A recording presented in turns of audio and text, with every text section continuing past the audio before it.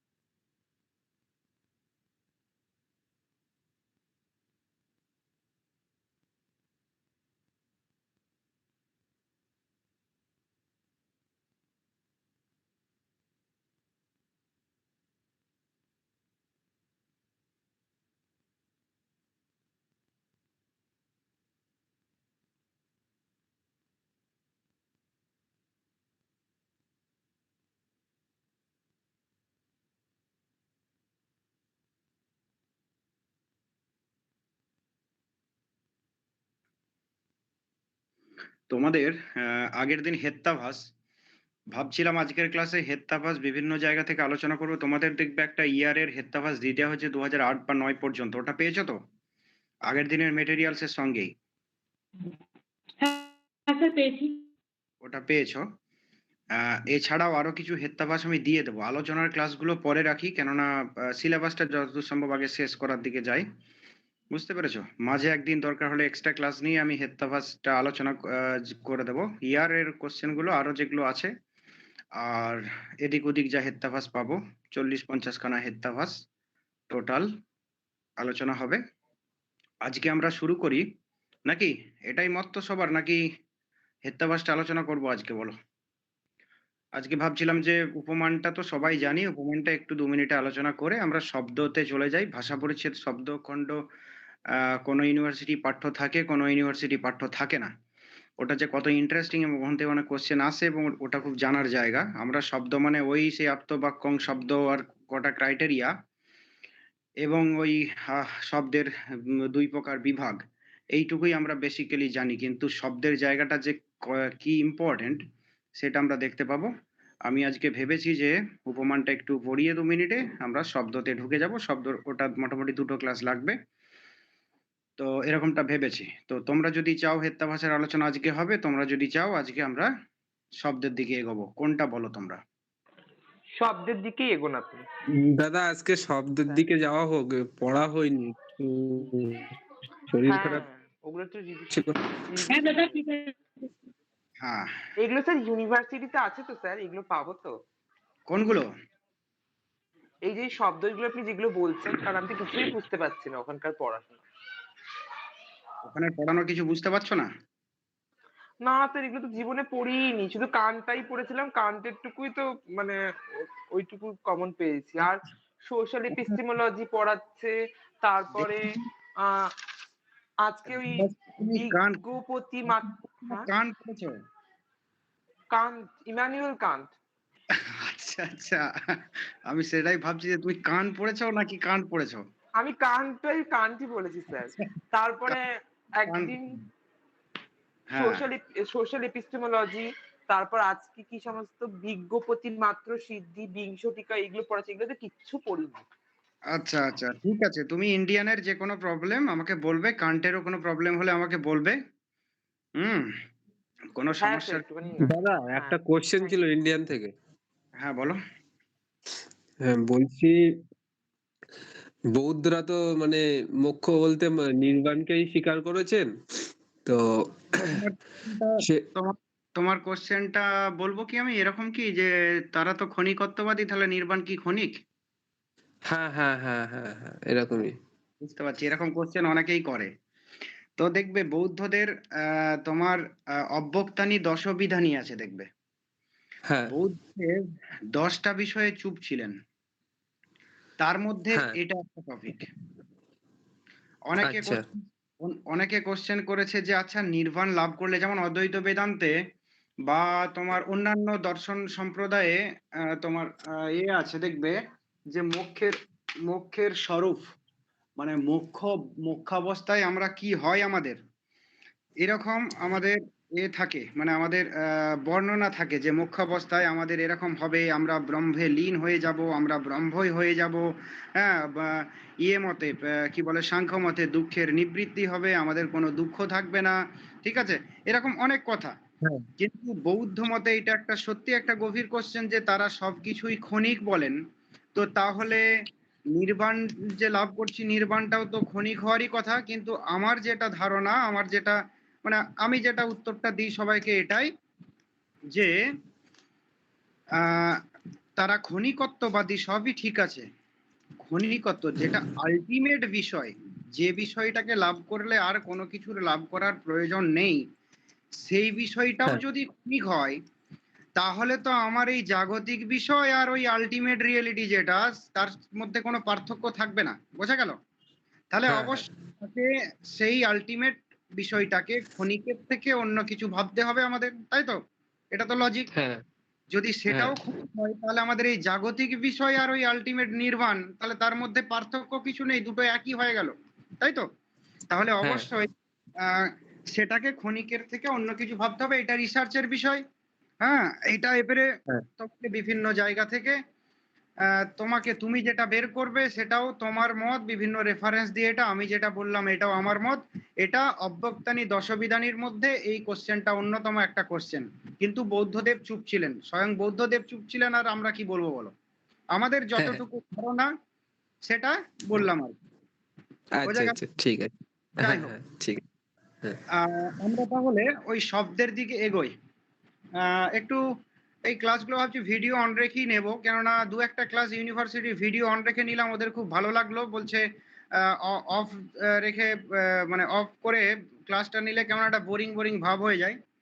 তো অন করে ভালো হয়, আমি সেটাই আমাদের আজকে। ইউনিভার্সিটি ভিডিও অন রেখেই ক্লাস হচ্ছে স্যার। আচ্ছা, যাই হোক, আমি একটু ওই জন্যই ভাবলাম যে একটু আহ তোমাদের কি করা যায়, কোথায় রাখবো এটা, দিক দিয়ে কোথাও রাখা যাবে? আচ্ছা, এইভাবেই হোক।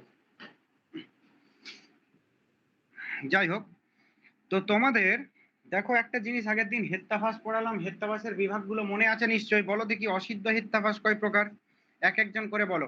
রিঙ্কি বলো দেখি, প্রথমেই রিঙ্কি আছো। রিঙ্কিকে দেখতে পাচ্ছি, তারপর সোনিকাকে দেখতে পাচ্ছি। রিঙ্কি বলো যে অসিদ্ধ হেত্তাভাস কত প্রকার?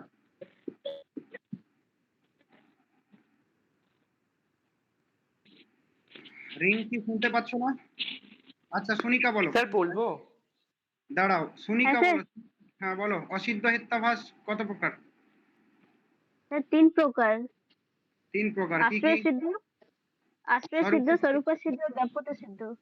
যে তাপসে তার আশ্রয়টাই অসিদ্ধ, মানে আশ্রয় মানে পক্ষ, তার পক্ষটা বাস্তবে নেই, তাকে কি বলা হচ্ছে? তাকে বলা হচ্ছে আশ্রয় সিদ্ধ হেত্তাবাস। আশ্রয় সিদ্ধ মানে এটা। তাকে আমরা ছেড়ে দিচ্ছি, ঠিক কথা, এটা ভালো করে বুঝতে হবে। সেই অনুমানে ব্যবহৃত হেতুটা আশ্রয় সিদ্ধ হেত্তাবাস দুষ্ট হেত্তাবাস বলা হচ্ছে। স্বরূপা সিদ্ধ বলো, কে বলবে? হেতু স্বরূপ তো পক্ষেই থাকে না, সব যেমন হচ্ছে শব্দ গুণ চক্ষু সত্য। শব্দ গুণ চক্ষু সৎ, তাই তো? চক্ষু সত্য হেতুটি কি শব্দে থাকে? সেটা থাকে না, তাই না, তো? সেটা থাকে না। থাকে না। সেটা কোথায় থাকে? চক্ষু সত্য দৃশ্যে থাকে, তাই তো? রূপে থাকে। দৃশ্য। তাহলে হ্যাঁ হ্যাঁ, হ্যাঁ, রূপ রূপ রূপ। রূপে থাকে। তাহলে এখানে ওই জন্য কি হচ্ছে না, স্বরূপা সিদ্ধ হেত্যাভাস। ব্যাপ্যতা সিদ্ধ হেত্যাভাস। শিখা, শিখা বেসরা বলো, শিখা বেসরা। শিখা বলো। শিখা শুনতে পাচ্ছে না, কিছু একটা ব্যাপার। রজনী বলো তো, রজনী। হেতু শব্দের ব্যাপ্তি সম্বন্ধ থাকে না, যেমন যা বর্ণিমান তা ধূমমান, যেমন পাঠশালা। কারণ একদম। ধূমমান জায়গায় ধূমমান হবে সেরকম নয়, ধূমমান জায়গায় থাকতে পারে কিন্তু বর্ণি থাকলে যে ধোঁয়া থাকবে সেটা নয়। আচ্ছা, হ্যাঁ, যেটা উপাধি নির্ভর, সহজ কথায় যেটা হচ্ছে উপাধি নির্ভর। হ্যাঁ, উপাধি নির্ভর যেটা। হ্যাঁ, প্রাপ্যতা সিদ্ধ, তাই হোক। এরপর বলো, আহ বিরুদ্ধ হেত্যাভাস। বিরুদ্ধ হেত্যাভাস কে বলবে? দাঁড়াও দেখে নি কে কে আছে। আচ্ছা, লেফট হয়ে যাচ্ছ কেন? ধরবো বলে?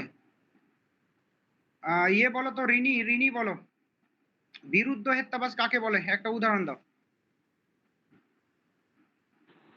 স্যার শব্দ নিত্য যেহেতু শব্দ উৎপত্তিশীল। হ্যাঁ, ঠিক আছে। তার সংজ্ঞাটা কি?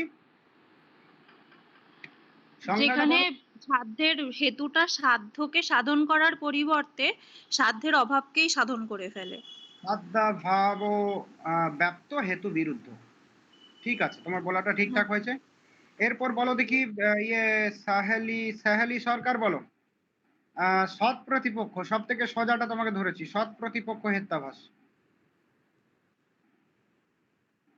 সাহেলি সরকার। আচ্ছা, যাই হোক, শুনতে পাচ্ছ না, কে বলবে? আহ পিয়ালি বলো দেখি। পিয়ালি সৎ প্রতিপক্ষ নয়, অন্য। তুমি বলো, বাধিত হেত্যাভাস কাকে বলে এবং একটা উদাহরণ। স্যার যেখানে হেতুটাকে প্রতিপন্ন করা যায় না, হেতুটা বাধিত হয় অন্য কিছুর দ্বারা, সেটাকে বলে বাধিত হেত্যাভাস।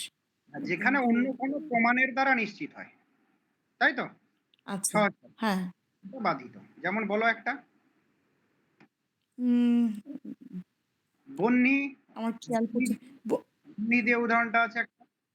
বহ্নি কি স্যার, অনুষ্ণ। একবার বলুন। বহ্নি অনুষ্ণ। ও বহ্নি, হ্যাঁ ঠিকই। যে বহ্নি অনুষ্ণ, এটা তো সম্ভব না, বহ্নি মানেই তার মধ্যে উষ্ণতা আছে। আহ,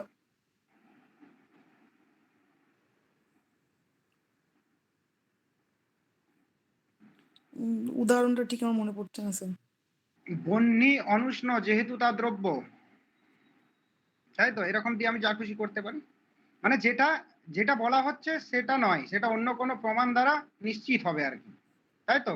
তার আমরা এখানে বহ্নির উষ্ণত্বই প্রতিপাদন করি, অনুষ্ণত্ব প্রতিপাদন করি না। প্রত্যক্ষ প্রমাণের দ্বারা আমরা বহ্নির উষ্ণত্বই প্রতিপাদিত হয় আমাদের। উষ্ণতাই হ্যাঁ প্রমাণ করার চেষ্টা করি। তাই তো? এটা হচ্ছে হুম। বলার মধ্যে কথা এখানে। আর এখানে বলো তো, অনৈকান্তিক হেত্যাভাস কাকে বলে? ইয়ে কোথায় গেল? তৃষা মণ্ডল কোথায় গেল? লেফট হয়ে গেছে। আচ্ছা, তৃষা সরকার তুমি পড়েছো? তৃষা সরকারও লেফট হয়ে গেছে। আরে ভয়ের কিছু নেই। তো যুথিকা বলো দেখি, অনৈকান্তিক সব্যভিচার বা অনৈকান্তিক হেত্যাভাস কাকে বলে এবং একটা উদাহরণ দাও, বা ভাগগুলো বলো, যে কোনো একটা। হ্যাঁ স্যার বলছি। হুম। স্ববিচার বা অনিকান্ত হেত্যাভাস হলো মানে হুম। যে হেতুটা পক্ষেও থাকবে, না সপক্ষেও থাকবে আর বিপক্ষেও থাকবে। মানে হ্যাঁ। হেতুটা মানে মানে সপক্ষে আর বিপক্ষে ২ জায়গায় থাকবে। এটা হলো সে মানে অনিকান্ত হেত্যাভাস, মানে সব যেটা সাধারণ স্ববিচার হেত্যাভাস। বিচার মানে যেটা, হ্যাঁ, সাধারণ বিচার। স্ববিচার হেত্যাভাস হেতুটা মানে বিপক্ষেও থাকবে আর সপক্ষেও থাকবে। হুম। যেমন গরু শিং আছে যেহেতু তা প্রাণী। হ্যাঁ, অন্যান্য প্রাণীরও শিং আছে, তাহলে হ্যাঁ, এটা অন্যান্য প্রাণীরও শিং আছে। গরু বাদে ভেড়া, হরিণ এটার এটা এগুলোরও শিং আছে, কিন্তু এখানে এগুলো বলা হয়নি, শুধু প্রাণী বলেছে। তো ঠিক আছে, সেইজন্য ঠিক আছে। হেতুটা মানে তিনটে বিভাগ আছে, সপক্ষেও তিনটে আছে আর বিভাগ আছে। বিপক্ষেও আছে। আর বলতে হবে না, তিনটে বিভাগ আছে। বলো তো, বিক্রম মাহাতো বলো। অনৈকান্তিক হেত্যাভাসের তিনটে বিভাগ আছে, বলো তিনটে বিভাগ কি কি? দাদা বলবো? হ্যাঁ, স্যার বলবো? হ্যাঁ স্যার, আমিও পারবো। কে বলতে বললাম? আমি ভুলে গেলাম যে বিক্রমকে বলতে বললাম, বিক্রম মাহাতো। বিক্রম।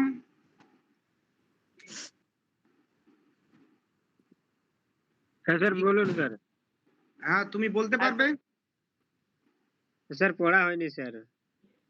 পড়তে হবে তো বাবু, এরকম করলে হবে না। স্যার বলবো? কে বলবো বলছো? রজনী স্যার বলছো? আমিও পারবো। আচ্ছা, আমি ভাগটা রজনী বলো, আমি অন্য কিছু জিজ্ঞাসা করছি।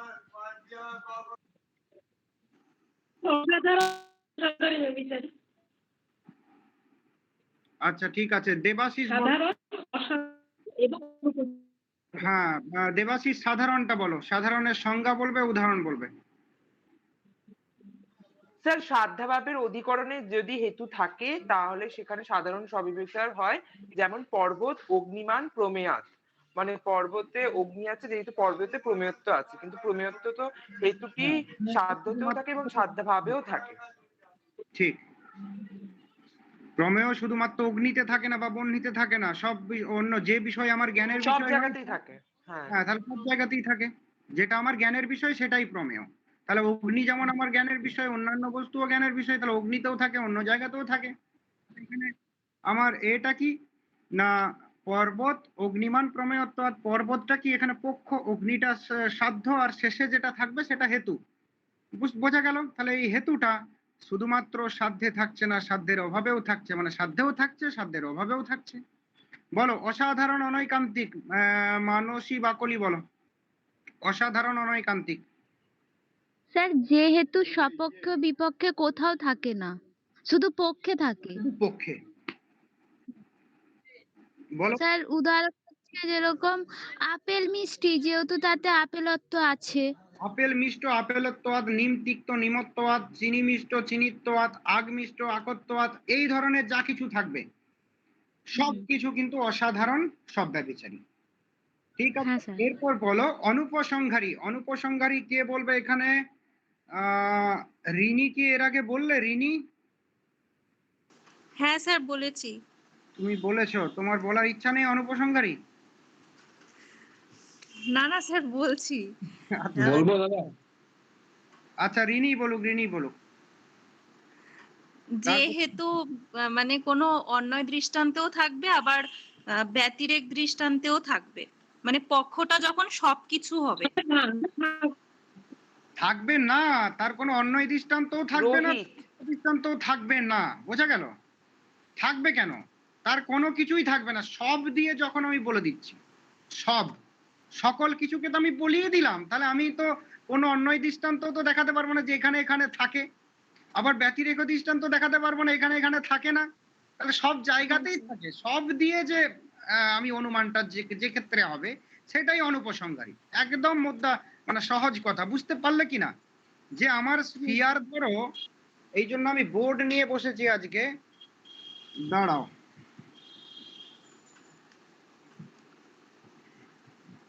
স্যার প্রশ্ন কি এরকমই হবে স্যার নেটে?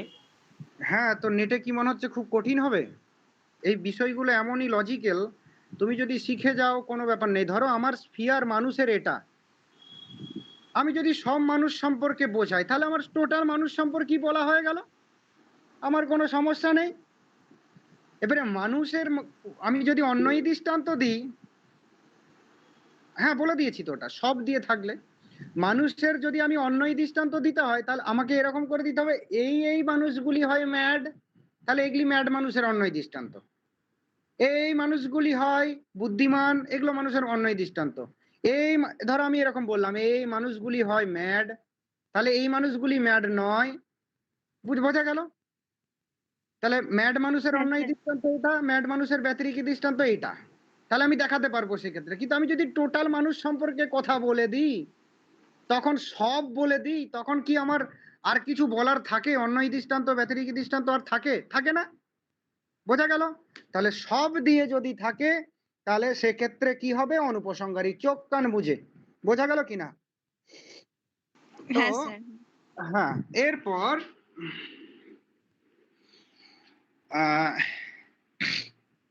আর কি বাকি রইলো? সৎ প্রতিপক্ষ হেত্যাভাস বাকি রইলো। একে ধরেছিলাম, ও বলেনি, বলতে পারেনি। সৎ প্রতিপক্ষ হেত্যাভাস কাকে বলবো? ত্রিয়াশা বলো তো, ত্রিয়াশা। সৎ প্রতিপক্ষ হেত্যাভাস, ত্রিয়াশা গোস্বামী বলো। স্যার যেখানে বাদী আর প্রতিবাদীর সাধ্যটা এক থাকবে।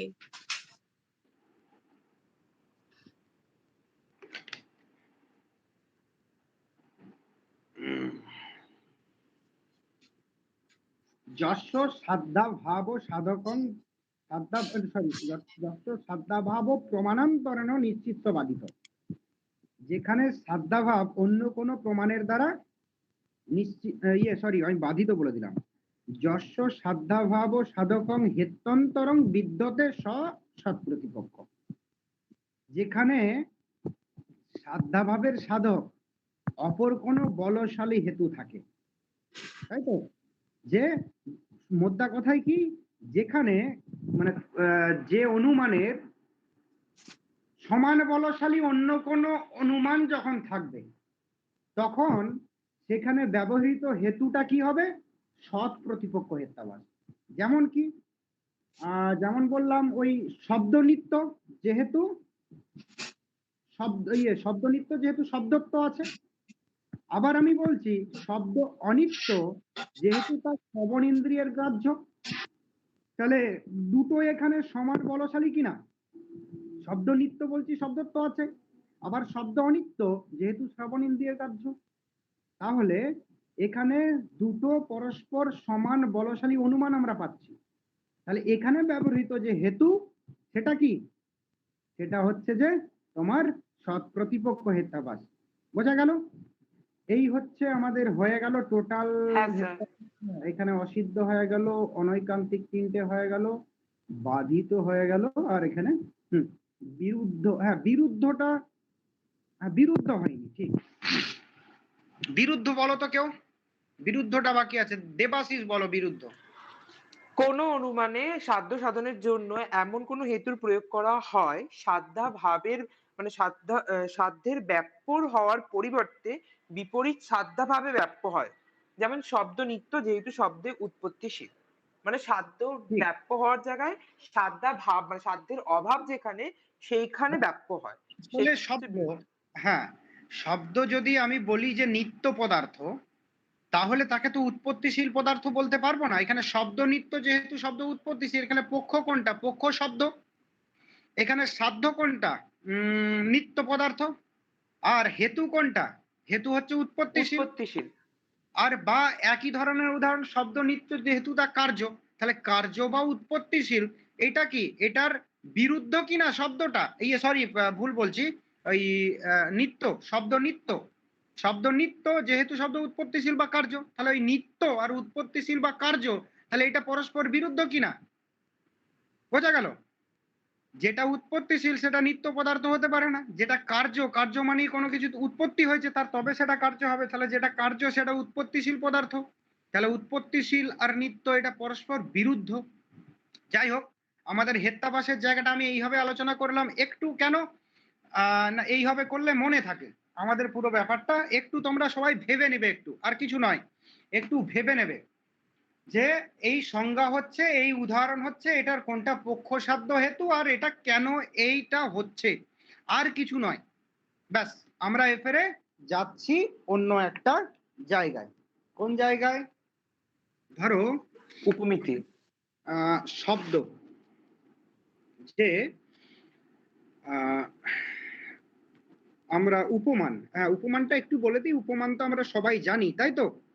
বলো দেখি, প্রাচীনদের মতে উপমানের লক্ষণটা কি, আর নব্যদের মতে উপমানের লক্ষণটা কি?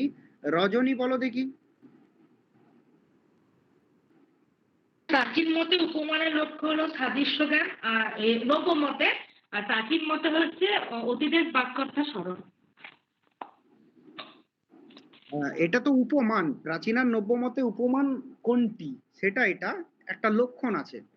মানে উপমান বা উপমিতিও যে বলেছিলাম, কোন কোন ক্ষেত্রে কিন্তু এটার পার্থক্য করা হয় না। আমি এটা পার্থক্য করে একেবারে পার্টিনেন্ট উপমান কোনটি সেটি বলছি, যে এটি অতিদেশ বাক্যার্থ স্মরণ একটা মতে, একটা মতে আমার কি বলে সাদৃশ্য জ্ঞান। তো আমি সংজ্ঞাটা চাইছি, প্রাচীনদের মতে উপমানের লক্ষণ কি আর নব্যদের মতে লক্ষণ কি? প্রসিদ্ধ সার্ধমাত সাধ্য সাধনম উপনাম, এটা একটা প্রসিদ্ধ সাধর্মাৎ সাধ্য সাধনম উপমানম, এটা প্রাচীনদের লক্ষণ। নব্যদের হচ্ছে ওই যে সংজ্ঞা সঙ্গী সম্বন্ধ জ্ঞান, ওটা তো উপমিতির লক্ষণ, ওই আর কি। এরপর আমি পার্থক্যটা সব বলে দেবো। আমি এটাই চাইছিলাম যে দেখো, প্রাচীন বলি আর নব্য বলি, আসলে বলছে কিন্তু এক জায়গায় দাঁড়াচ্ছে কিন্তু একটা জায়গাতে, যে প্রসিদ্ধ সাধর্মাৎ সাধ্য সাধনম উপমানম, প্রসিদ্ধ সাধ্য পদার্থের ভিত্তিতে, প্রসিদ্ধ সাধ্য ধর্মের ভিত্তিতে অপ্রসিদ্ধ সাধ্য পদার্থের সিদ্ধি সাধন, এটাকে হচ্ছে কি, এটাই হচ্ছে উপমান। এটা কাদের মত? এটা এটা ন্যায় সূত্রকারের মত। এরপর নব্যরা এই সংজ্ঞাটাকে, এটা যদি কেউ আশা করি সবার জানা, যদি না জানা তাহলে বলবে, আমি রিপিট করবো, না হলে রিপিটেশনে যাব না। আর নব্যরা হ্যাঁ স্যার একবার বলুন। প্রসিদ্ধ সাধর্ম, প্রসিদ্ধ সাধর্ম সাধ্য সাধনম উপমানম, প্রসিদ্ধ সাধর্ম সাধ্য সাধনম উপমানম, তাই তো? প্রসিদ্ধ সাধর্ম, এটা তর্ক সংগ্রহে আছে তো স্যার? তাহলে আমি লিখে নেবো খুনি পরে। তর্ক সংগ্রহে আছে হচ্ছে সংজ্ঞাসঙ্গী সম্বন্ধ জ্ঞানম।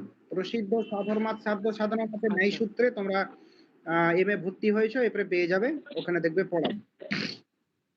প্রসিদ্ধ সাধর্ম সাধ্য সাধনম উপমানম, এটা প্রাচীনদের মত। এটা আগে একটু আমি বলি, তারপর আমি এতে যাব, তারপর দুটো মিলিয়ে দেব। যে প্রসিদ্ধ সাধর্ম পদার্থের, তাই তো, ভিত্তিতে অপ্রসিদ্ধ সাধ্য পদার্থের যে সাধন, সেটাকে বলা হচ্ছে উপমান, তাই তো? প্রসিদ্ধ কোনটা? না, আমার ধরো আমার বাড়িতে আছে, আমরা গরু দেখেছি বিভিন্ন জায়গায়, গরুর জ্ঞান আছে কিন্তু গবয়ের জ্ঞান নেই, তাই তো? এরপর আমরা শহরে বাস করি, গবয় থাকে জঙ্গলে বনে। তো আমরা শহরবাসী, আমরা জঙ্গলে গেলাম যে কি দেখতে, না আমরা একটু গবয়ের জ্ঞান যদি আমাদের হয়, গবয় দেখবো। জঙ্গলে গেলাম এবং অরণ্যবাসী যারা, তাদেরকে আমরা জিজ্ঞেস করলাম যে আচ্ছা এ কেমন, গবয় কেমন? তখন বলছে গো সাদৃশ্য গবয়, গো সাদৃশ্য গবয়। ওই জ্ঞানটি আমার মাথায় থাকলো, এবং সেই জ্ঞানটিকে নিয়ে আমি জঙ্গলে, সেই জ্ঞানটি আমার মাথায় আছে, জঙ্গলে ঘুরতে ঘুরতে ঘুরতে ঘুরতে হঠাৎ করে দেখলাম এমন একটা প্রাণী যেটা পুরোটাই গরুর মতো, কিন্তু গলকম্বলটা শুধু নেই। তখন আমার হঠাৎ করে নক করলো যে আচ্ছা, ও তো বলেছিল যে গো সাদৃশ্য গবয়, গবয়টি গরুর মতো, তাহলে এটা তো পুরোটাই গরুর মতো, শুধু গলকম্বলটা নেই। গরুর দেখবে গলকম্বল আছে এখানে ঝুলে, কিন্তু গবয়র ওটা নেই, ঘোড়া টাইপের আর কি। ঘোড়ারও তবু অল্প গলকম্বল, অল্প একটু, হয়তো একটু বয়স হয়ে গেলে হয়, কিন্তু গবয়ের তাও নেই। তো যাই হোক, পুরোটাই গরুর মতো, কিন্তু গলকম্বলটা নেই, তাহলে এটিই গবয়। এই যে জ্ঞান, তাহলে প্রসিদ্ধ কি, প্রসিদ্ধ সাধর্মাৎ সাধ্য সাধনম, তাই তো? প্রসিদ্ধ সাধর্মের ভিত্তিতে অপ্রসিদ্ধ সাধ্য পদার্থের যে সাধন, সেটাকে বলা হচ্ছে উপমান। তাহলে প্রসিদ্ধ, এটা এখানে প্রসিদ্ধ পদার্থ কোনটা? গরু। তাহলে গরুর ধর্মের সঙ্গে মিল রেখে, তার তো গরুর ধর্মটা আমার মাথায় আছে, তার ভিত্তিতে আমরা সাধন করছি কি, অপ্রসিদ্ধ গবয়ের জ্ঞান আমরা লাভ করছি, কি অপ্রসিদ্ধ গবয়ের জ্ঞান। তার মাঝে কি হচ্ছে, আমার এখানে একটা সাদৃশ্য জ্ঞান লাভ করছি এখানে, তাই তো, মাঝে অরণ্যবাসীর কাছে। আর তারপর জঙ্গলে গিয়ে আমার সেই সাদৃশ্য জ্ঞানটার স্মরণ, মানে অতিদেশ বাক্যটার স্মরণ হচ্ছে, তার ফলে আমি গবয়টাকে চিনে যাচ্ছি। তাহলে এখানে প্রাচীন মতে প্রসিদ্ধ সাধর্মাৎ সাধ্য সাধনম, এখানে গুরুত্ব দিচ্ছে কোথায়, না গরুর জ্ঞানটার ভিত্তিতে গবয়ের জ্ঞানটা, মাঝে আমার সাদৃশ্য জ্ঞান এবং অতিদেশ বাক্যার্থ স্মরণ আছে, ঠিক কথাই, কিন্তু এখানের গুরুত্ব কোথায়, এই সংজ্ঞাটার ভিত্তিতে, যে প্রসিদ্ধ সাধর্ম পদার্থের সাধর্মের ভিত্তিতে অপ্রসিদ্ধ পদার্থের যে জ্ঞান। তাহলে প্রসিদ্ধ পদার্থ এখানে গরু, তাহলে গরুর ধর্মটা আমার মাথায় আছে, তার ভিত্তিতেই কিন্তু আমার, সেটা যদি মাথায় না থাকতো, সাদৃশ্য জ্ঞানটা আমার মাথায় ঢুকতো না। তারপরে আমি জঙ্গলে গেলাম, সেই সাদৃশ্য জ্ঞানটা স্মরণ হলো এবং আমার গবয়ের জ্ঞান হয়ে গেল। এটা প্রাচীনদের। নব্যরা কি বলছে, সংজ্ঞাসঙ্গী সম্বন্ধ জ্ঞান, ডাইরেক্ট, অত ঝামেলায় যাচ্ছে না নব্যরা। নব্যরা বলছে আমার মাথায়, আমরা তো গরুর জ্ঞানটা জানি প্রায় সবাই, অরণ্যবাসীর কাছে জিজ্ঞাসা করলাম আচ্ছা গবয় কেমন দেখতে, বলছে গরুর মতো, গো সাদৃশ্য গবয়। তাহলে এই গো সাদৃশ্য গবয়, এটা হচ্ছে কি, এইটা হচ্ছে সংজ্ঞা। আর সঙ্গী কোনটা? না এটার দ্বারা যাকে বোঝানো হচ্ছে, মানে কি গবয়টাকে, গোসাদৃশ্য গবয় মানে এটা এইটার দ্বারা বোঝানো হচ্ছে কি গবয় নামক প্রাণীটিকে। তারপর আমরা এই সংজ্ঞাটি লাভ করলাম। সঙ্গীটার জ্ঞান আমার এখনো হয়নি। জঙ্গলে গেলাম, ঘুরতে ঘুরতে দেখতে পেলাম, দিয়ে আমি গবয় দেখতে পেলাম, তখন আমার অতিদেশ বাক্যার্থ স্মরণটি হয়ে গেল। তখন আমি ভাবলাম যে হ্যাঁ ও তো বলেছিল গো সাদৃশ্য গবয়, তাহলে এটাই গবয়। তখন আমার সঙ্গীর জ্ঞানটি হলো। তাহলে এই যে সংজ্ঞার সঙ্গীর সম্বন্ধ জ্ঞান, এটাকেই বলা হচ্ছে উপমিতি। উপমিতি জ্ঞান, বোঝা গেল? এরপর আরেকটা প্রশ্ন আসছে যে উপমিতির ক্ষেত্রে কোনটি উপমান? কেউ কেউ বলে সাদৃশ্য জ্ঞানটা উপমান, কেউ কেউ বলে অতিদেশ বাক্যার্থ স্মরণটা উপমান। বোঝা গেল? তাহলে কেউ কেউ বলে তোমার তোমার সাদৃশ্য জ্ঞানটা উপমান, কেউ কেউ বলে অতিদেশ বাক্যার্থ স্মরণটা উপমান। অতিদেশ বাক্যার্থ স্মরণটা কাদের মতে উপমান? না প্রাচীনদের মতে। আর তোমার নব্যদের মতে কোনটা উপমান? না তোমার সাদৃশ্য জ্ঞান। বোঝা গেল? উপমান ক্লিয়ার? উপমান কিছু নেই, বললাম না 2 মিনিট লাগবে, একটু বেশি লেগে গেল। এরপর আমরা শুরু করব শব্দ। এই পর্যন্ত যতটা পড়িয়েছি আজ পর্যন্ত, ন্যায়ের, প্রত্যক্ষ, অনুমান, শব্দ, এই পর্যন্ত কারো কিছু কোশ্চেন থাকলে আগে করে নাও, তারপর আমরা এরপর শব্দতে ঢুকবো। আচ্ছা, আরেকটা কথা, এই সবাই তো বেশিরভাগটাই পড়েছো, যারা নতুন এমএ ভর্তি হচ্ছ তারা আবার পড়বে, এটা ঠিক কথায়। তো বারাসত ইউনিভার্সিটি, এখানে আছে পায়েল আছে, রিনি আছে, আচ্ছা আর কে আছে, যাই হোক, তোমাদের কি ভাষা, তোমাদের তো ভাষা পরিচয় শব্দ খণ্ড পড়ানো হয় মনে হয় বারাসতে, তাই তো? হ্যাঁ স্যার, এমএ তে তো পড়ানো হয়েছিল। হয়েছিল, আচ্ছা। আর এদিকে রবীন্দ্র ভারতী সাহেলি আছে, সরস্বতী আছে মনে হয় রবীন্দ্র ভারতী, আর ক্যালকাটা তো ত্রিয়াশা, ঠিক আছে। ক্যালকাটা হয় মোটামুটি, স্যার আমাদের ক্যালকাটাতে পড়ানো। হ্যাঁ তোমাদের হয়, তুমি তো এই ঢুকেছো বুঝতে পারবে। মোটামুটি সব ইউনিভার্সিটি হয়, কারোর যদি না হয় যাই হোক, এই জায়গাটা খুব ইম্পর্টেন্ট, হয়তো অনেকের সমস্যাও হবে, হতে পারে। তো এটা আমি মোটামুটি খুব ডিটেলসে যাচ্ছি না, খুব ডিটেলসে পড়াতে গেলে এটা হয়তো 7-8টা ক্লাস লাগবে।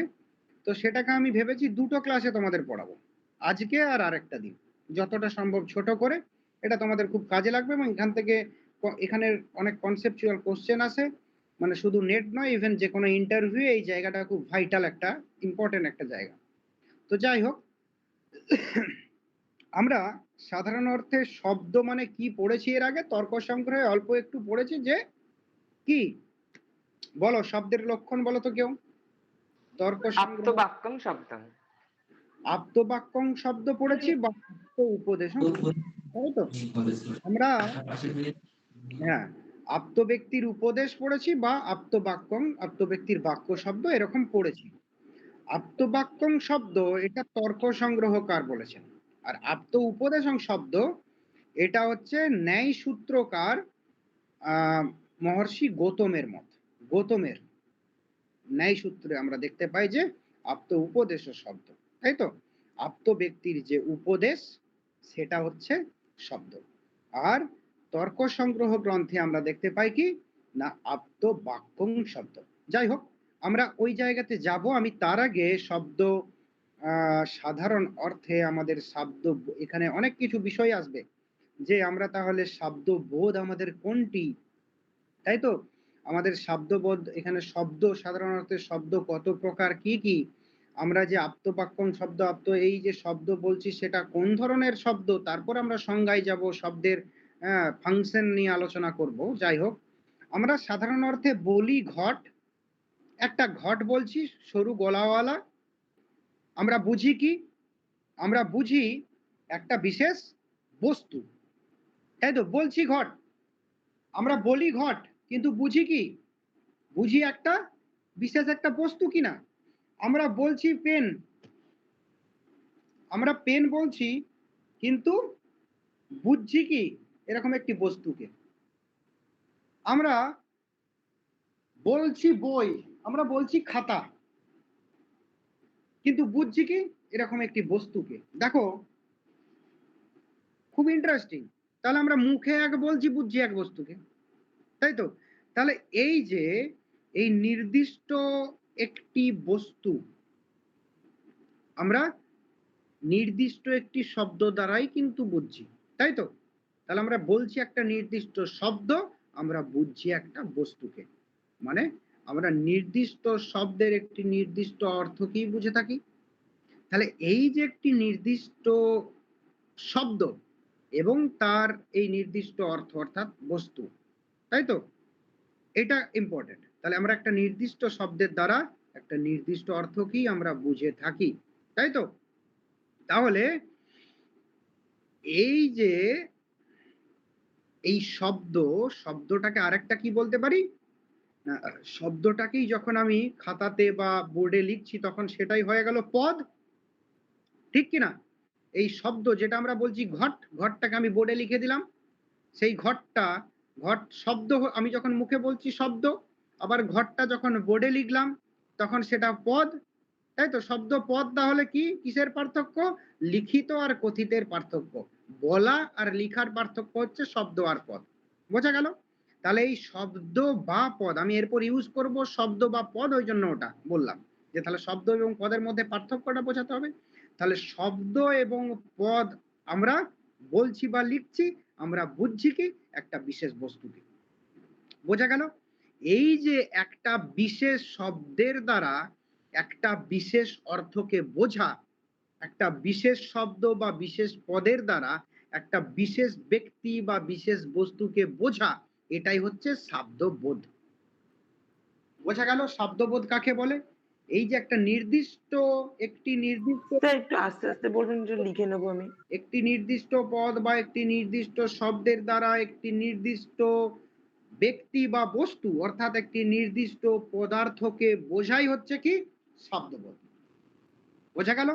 একটি নির্দিষ্ট পদ বা নির্দিষ্ট শব্দের দ্বারা একটা নির্দিষ্ট পদার্থকে বা একটা নির্দিষ্ট ব্যক্তি বা বস্তুকে বোঝাই হচ্ছে আমার শব্দবোধ। এইটুকু বোঝা গেল?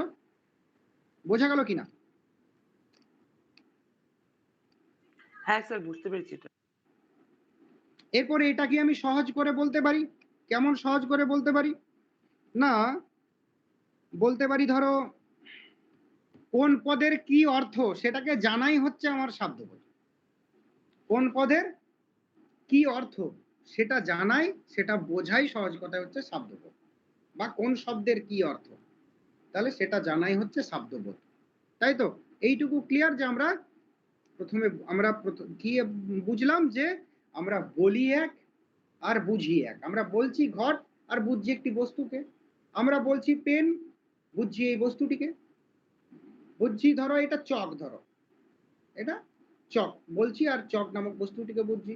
তাহলে আমরা মুখে বলছি বা বোর্ডে লিখছি কিন্তু বুঝছি ওই যেটি লিখলাম ওইটুকুটি, ওই লাইনের দাগটুকু ওইটুকু বুঝছি না, আমরা একটা ব্যক্তি বা বস্তুকে বুঝছি। ওই নির্দিষ্ট পদের দ্বারা বা নির্দিষ্ট শব্দের দ্বারা নির্দিষ্ট পদার্থকে বোঝাই হচ্ছে শব্দবোধ। বোঝা গেল? এরপর আমি ওই শব্দ কাকে বলে ওর জায়গায় যাব, তার আগে আমি একটা জিনিস আলোচনা করে নেব যে এই যে শব্দ, এই শব্দটা কোন শব্দ, মানে আমরা যে শব্দের কথা বলছি সেটা কোন শব্দ, সেই প্রসঙ্গে আমার শব্দের বিভাগের আলোচনা করতে হবে। যে এই শব্দ কত প্রকার, পরপর লিখবে। ধন্যাত্মক আর বর্ণাত্মক শব্দ, ধন্যাত্মক আর বর্ণাত্মক শব্দ। শব্দ উপরে দাও, তারপর ধন্যাত্মক আর বর্ণাত্মক, দুদিকে দুটো হয়েছে। দুই ধরনের শব্দ আমরা পাই, একটা ধন্যাত্মক শব্দ আর একটা বর্ণাত্মক শব্দ। ধন্যাত্মক শব্দ কত প্রকার না, যেখানে শুধু ধ্বনিটাই আমাদের কাছে প্রতিপন্ন হয়, আমরা ধ্বনিটাই বুঝতে পারি, আর কিছু বোঝা যায় না, যেটাকে অ আর হ্রস্বই দীর্ঘ ইত্যাদি দ্বারা আমরা লিপিবদ্ধ করতে পারি না যে শব্দগুলোকে, সেটাকে বলা হচ্ছে ধন্যাত্মক শব্দ।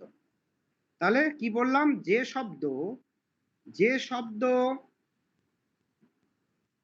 যে শব্দতে শুধু ধ্বনিটাই আমাদের কাছে প্রতিপন্ন হয়, যে শব্দটাকে অ আর হ্রস্বই দীর্ঘই দিয়ে আমরা লিপিবদ্ধ করতে পারি না, সেটা যেটার ধ্বনিটাই শুধু অনুভূত হয়, সেটা হচ্ছে কি ধন্যাত্মক শব্দ।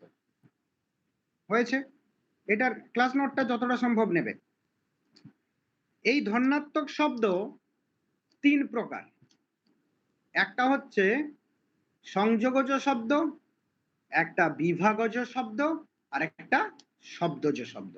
একটা সংযোগজ শব্দ, একটা বিভাগজ শব্দ, আর একটা শব্দজ শব্দ। সংযোগজ শব্দ কেমন না দেখো, সংযোগজ শব্দ যে, তাহলে এই পর্যন্ত যা বললাম লিখতে পেরেছো কিনা? হ্যাঁ স্যার, কিন্তু হ্যাঁ স্যার লিখেছি। হ্যাঁ লিখেছি আপনি মোটামুটি। আরেকবার বলুন, 3 প্রকার ভাগ হ্যাঁ, আরেকবার স্যার 3টে ভাগ আরেকবার বলবে? বলছি শব্দ 2 প্রকার, উপরে শব্দ লিখো 2 প্রকার। 2 প্রকার কি কি? একদিকে হচ্ছে ধন্যাত্মক, একদিকে বর্ণাত্মক। ধন্যাত্মক শব্দ 3 প্রকার। একটা হচ্ছে সংযোগজ শব্দ, বিভাগজ শব্দ, আর শব্দজ শব্দ। বিভাগজ শব্দ দেখানোর জন্য একটা তোমাদের আচ্ছা এইটা দেখা,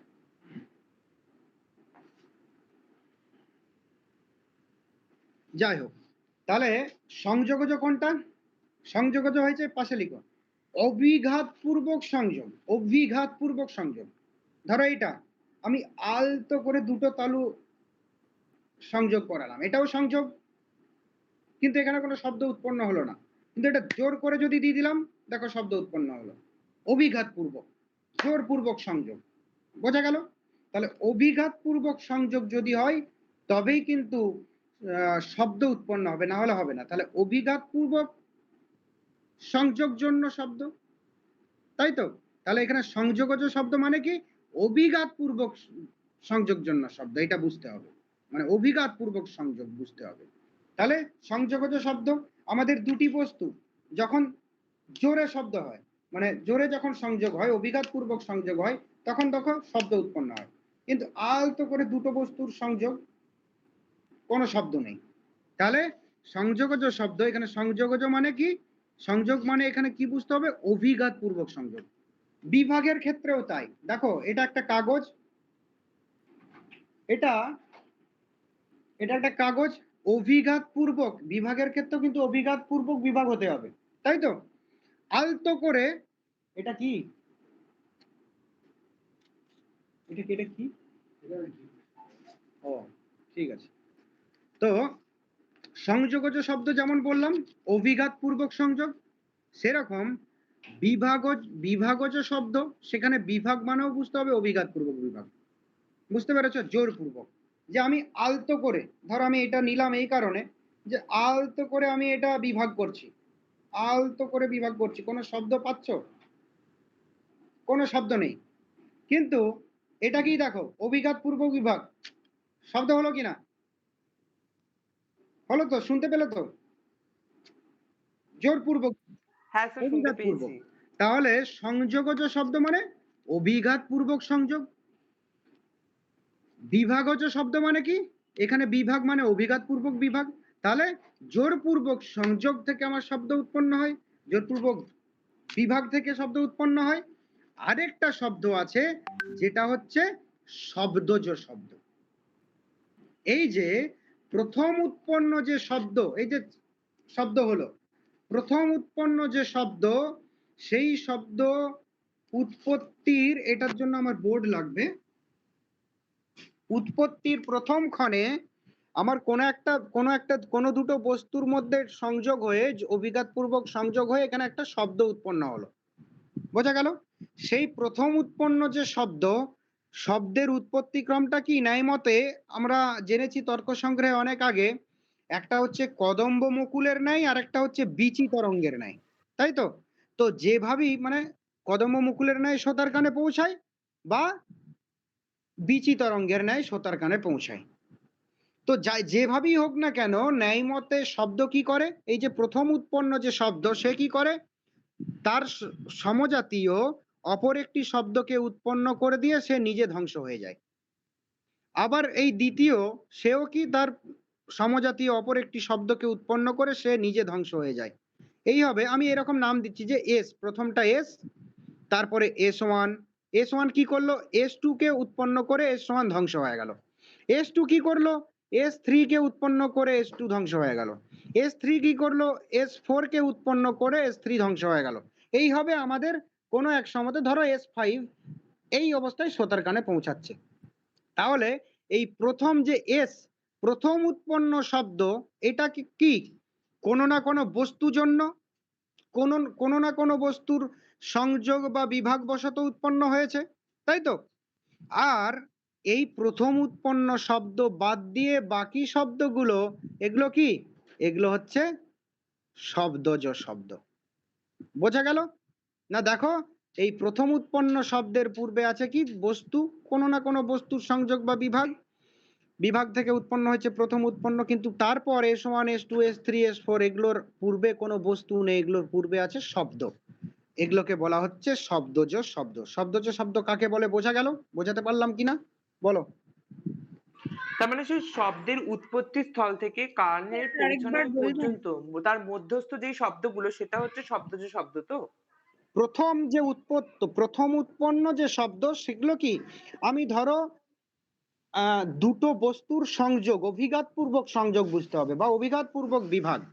সেই দুটি বস্তুর অভিঘাতপূর্বক সংযোগ বা অভিঘাতপূর্বক বিভাগ থেকে প্রথমেই যে শব্দটি উৎপন্ন হলো, ধরো এস, এখানে দুটো বস্তু ধরো ঠোকাঠুকির ফলে শব্দ উৎপন্ন হলো এস। শব্দের এটা কি, শব্দ এস কি করবে, তার সমজাতীয় S1 কে উৎপন্ন করবে, নিজে ধ্বংস হয়ে যাবে। S2 কি করবে, S2 কে উৎপন্ন করবে, সে নিজে ধ্বংস হয়ে যাবে। S2 কি করবে, S3 কে উৎপন্ন করবে, সে নিজে ধ্বংস হয়ে যাবে। S3 কি করবে, S4 কে উৎপন্ন করবে, নিজে ধ্বংস হয়ে যাবে। S3 ধ্বংস হয়ে যাবে। এইভাবে শ্রোতার কানে কোনো এক টাইমে পৌঁছায়। এরপর ওই জন্য কি হয়, এটা যত বেড়ে বেড়ে যাবে কি শব্দের তোমার কি বলবো, মানে শক্তিটা তত কমতে থাকবে। ওই জন্য ধরো শব্দের উৎপত্তির প্রথম দিকে যদি শ্রোতার কান থাকে, তখন আমরা বেশি শুনি। আবার বেশি দূরের বেশি শুনি, আবার একই শব্দ আমরা যখন দূরে থাকি তখন কম শুনি, তাই তো?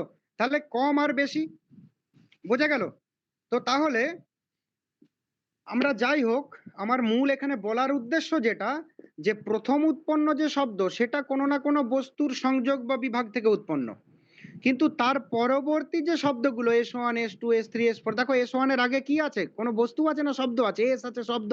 S2 এর আগে কি আছে, S1 আছে শব্দ। তাহলে প্রথম উৎপন্ন শব্দ বাদ দিয়ে বাকি যে শব্দ শ্রোতার কানে একদম পৌঁছানো পর্যন্ত টোটাল সব শব্দগুলো কি শব্দজ শব্দ। এগুলো কোনো বস্তু থেকে উৎপন্ন হয়নি, এগুলো এটা তোমার থেকে শব্দ থেকে উৎপন্ন। তো বুঝতে পারলে কিনা? বোঝা গেছে? হ্যাঁ দাদা। তাহলে আমাদের শব্দ, স্যার আমি বুঝতে পেরেছি।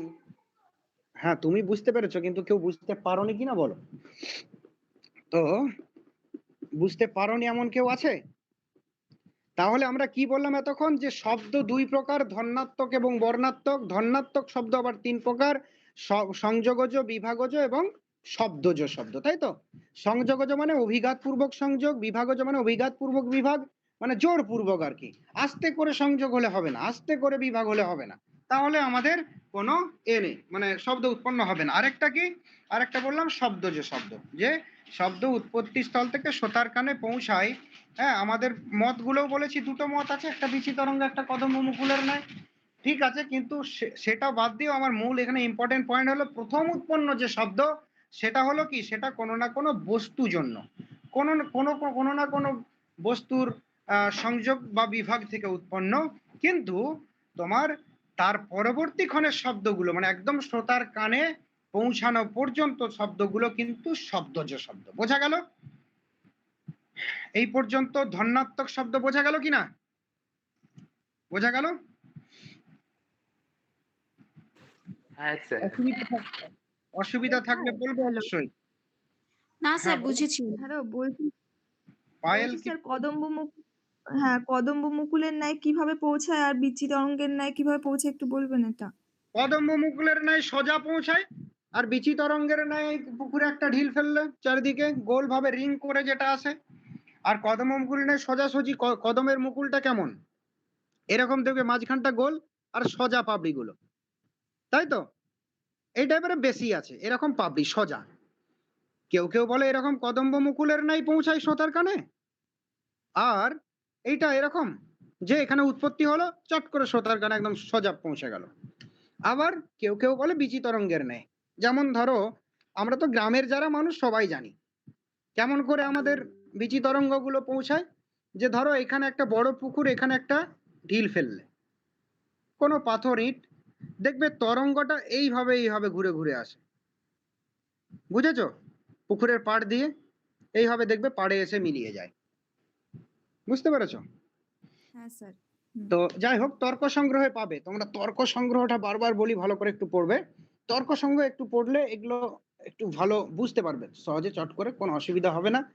তো দেখো, তাহলে আমরা ধন্যাত্মক শব্দ যেখানে শুধু ধ্বনি, আমাদের কাছে ধ্বনিটাই অনুভূত হয়, যেগুলোকে, যে শব্দগুলোকে আমি অ আর হ্রস্বই দীর্ঘই দিয়ে লিখতে পারি না, লিপিবদ্ধ করতে পারি না, সেগুলো তাহলে ধন্যাত্মক শব্দ। এরপর আরো কিছু ধন্যাত্মক শব্দ কেমন না, পাখির কিচিরমিচির, মৃদঙ্গ করতালের শব্দ, কুকুরের ডাক, গরুর ডাক, এগুলো সবই কিন্তু ধন্যাত্মক শব্দ। আমরা কুকুরের ডাককে কখনো লিপিবদ্ধ করতে পারবো না, গরুর ডাককে আমি লিপিবদ্ধ করে দেখাতে পারবো না, আমি মৃদঙ্গ করতালের শব্দকে কখনো লিপিবদ্ধ করে দেখাতে পারবো না, বোঝা গেল?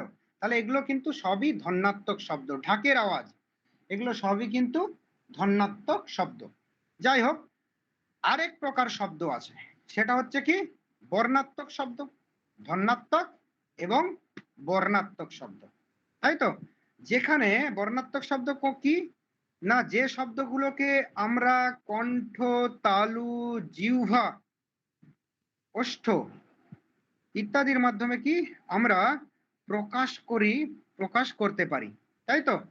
আমরা মানুষেরা, সেগুলো কি বর্ণাত্মক শব্দ। এবং কি আরেকটা ফাংশন, যেগুলোকে আমি লিপিবদ্ধ করতে পারি অ আর হ্রস্বই দীর্ঘ, মানে বিভিন্ন বর্ণের সাহায্যে আমরা লিখে দেখাতে পারি, সেগুলো কি, সেগুলো কিন্তু বর্ণাত্মক শব্দ। বোঝা গেল? এই বর্ণাত্মক শব্দ 4 প্রকার। কি কি 4 প্রকার বর্ণাত্মক শব্দ কি কি কেউ জানো? যোগ বা যৌগিক শব্দ, রূঢ় বা রূঢ়ি শব্দ, আরেকটা কি যোগ রূঢ় এবং যৌগিক রূঢ়। ঘোষ অঘোষ। হ্যাঁ বলো। না না স্যার, আমি ওটা বাংলার শব্দ বলে দিয়েছিলাম, সরি স্যার, ভুল হয়ে গেছে।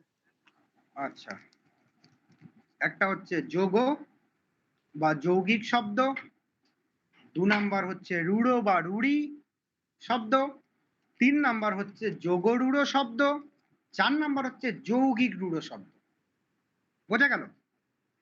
তাহলে আমাদের বর্ণাত্মক শব্দ, যেগুলোকে আমরা বর্ণ দ্বারা প্রকাশ করতে পারি, লিপিবদ্ধ করতে পারি, এবং যেগুলো আমাদের এই কণ্ঠ, তালু, ওষ্ঠ, জিহ্বা ইত্যাদির মাধ্যমে আমরা বলি, এই যে বলছি যে কথাগুলো, এগুলো সবই কিন্তু বর্ণাত্মক শব্দ। বোঝা গেল? এই বর্ণাত্মক শব্দ 4 প্রকার। তাহলে কি, একটা যৌগিক শব্দ, একটা রূঢ় বা রূঢ়ি শব্দ, আর একটা যৌগিক রূঢ় শব্দ, আর একটা যোগ রূঢ় শব্দ। বোঝা গেল? তাহলে প্রথম থেকে একবার চলে আসি। শব্দ বললাম কি ধন্যাত্মক এবং বর্ণাত্মক, তাই তো? শব্দ বললাম ধন্যাত্মক এবং বর্ণাত্মক। ধন্যাত্মক শব্দ 3 প্রকার বললাম, একটা কি সংযোগজ, একটা বিভাগজ, একটা শব্দজ শব্দ, তাই তো? সংযোগ অভিঘাত পূর্বক সংযোগ জন্য যে শব্দ, বিভাগজ অভিঘাত পূর্বক বিভাগ থেকে যে শব্দ উৎপন্ন বিভাগজ শব্দ, আর শব্দজ শব্দ যে শব্দগুলি শব্দ থেকেই উৎপন্ন হয়, অন্য বস্তু থেকে নয়। যেমন কি বললাম, প্রথম উৎপন্ন যে শব্দ, তার থেকে শুরু করে একদম শ্রোতার কানে যে পৌঁছাচ্ছে শব্দ, তার সেই সকল শব্দ, মানে প্রথম উৎপন্ন শব্দ বাদ দিয়ে শ্রোতার কানে যে পৌঁছাচ্ছে যে শব্দ, সেই পর্যন্ত টোটাল সকল শব্দই কিন্তু শব্দজ শব্দ। আর কি এরপর যেটা বলছি বর্ণাত্মক শব্দ। বর্ণাত্মক শব্দ কত প্রকার? না 4 প্রকার। একটা যৌগিক শব্দ বা যোগ শব্দ, 2 নাম্বার রূঢ়ি বা রূঢ় শব্দ, 3 নাম্বার যোগরূঢ় শব্দ, 4 নাম্বার যৌগিক রূঢ় শব্দ। বোঝা গেল? তাহলে যৌগিক, রূঢ়, যোগরূঢ়, যৌগিক রূঢ়। বোঝা গেল? 1 নাম্বার যোগ্য শব্দ কোনটা? না, পরপর লিখবে। যে শব্দের অর্থটা তার মানে আমাদের 2 ধরনের শক্তি আছে, একটা সমুদায় শক্তি আর একটা তার তোমার অবয়ব শক্তি। একটা অবয়ব শক্তি, একটা সমুদায় শক্তি। অবয়ব শক্তি কোনটা? না, যেটা তার ব্যাকরণটা, ধাতু, পদ, প্রত্যয়, তাই তো? আমরা প্রত্যেকটা শব্দকে ভেঙে তার ধাতু প্রত্যয়গত দিক দিয়ে, অর্থাৎ ব্যাকরণগত দিক দিয়ে প্রত্যেকটি শব্দের একটা নির্দিষ্ট অবয়ব আছে এবং সেই অনুযায়ী প্রত্যেকটি শব্দের একটি অর্থ আছে। এই ধাতু এবং প্রত্যয়গত দিক দিয়ে আমরা যখন কোনো শব্দের অর্থ করি তখন সেটা কি? তখন সেটা যৌগিক শব্দ বা যোগ শব্দ। বোঝা গেল কিনা?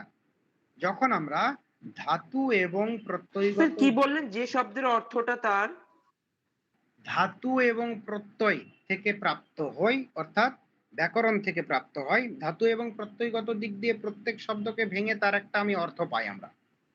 তো ধাতু এবং প্রত্যয়গত দিক দিয়ে যখন কোনো শব্দকে ভেঙে তার অর্থটিকে গ্রহণ করি, বোঝা গেল? সেটি হলো কি? যৌগ বা যৌগিক শব্দ। তাই তো? বোঝা গেল?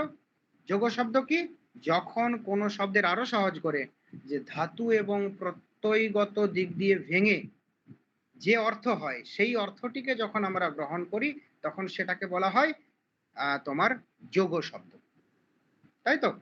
সেটাকে বলা হচ্ছে যৌগিক শব্দ বা যোগ শব্দ। যেমন কি পাচক। পাচক, পজ ধাতু নক প্রত্যয়, পাচক। পাচক শব্দের অর্থ হচ্ছে কি?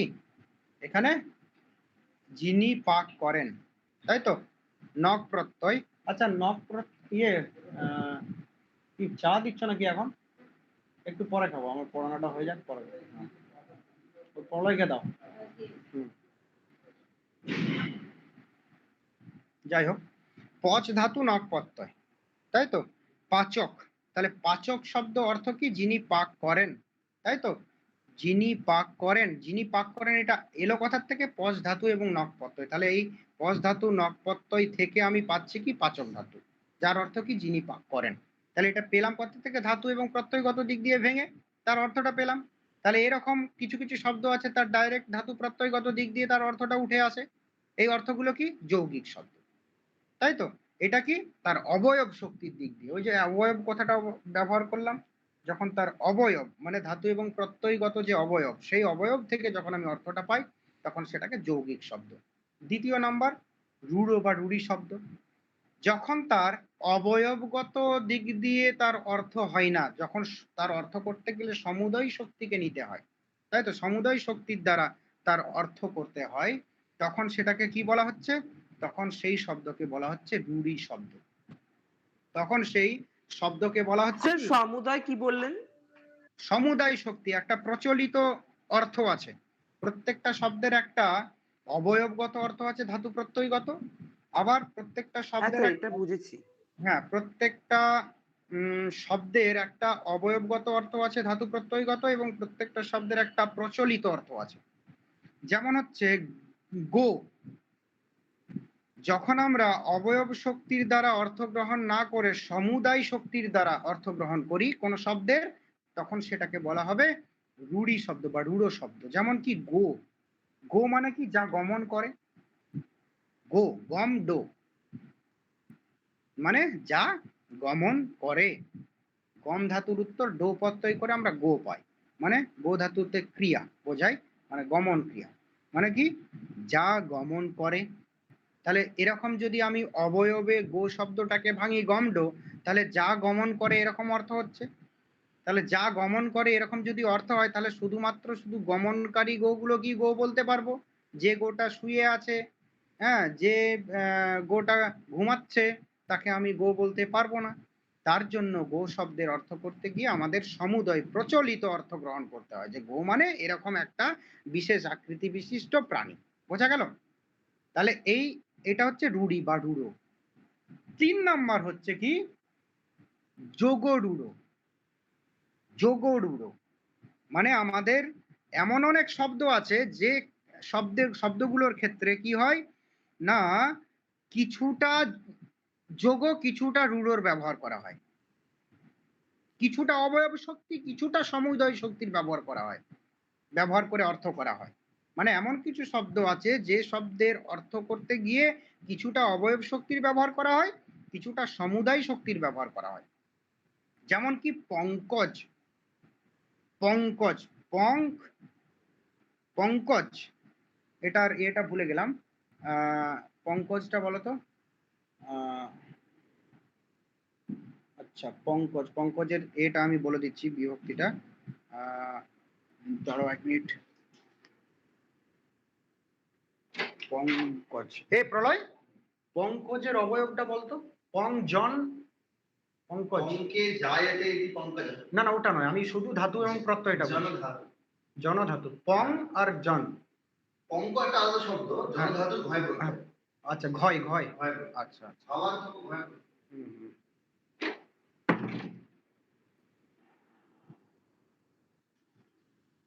হ্যাঁ, পঙ্কজ, পঙ্কজটা কি?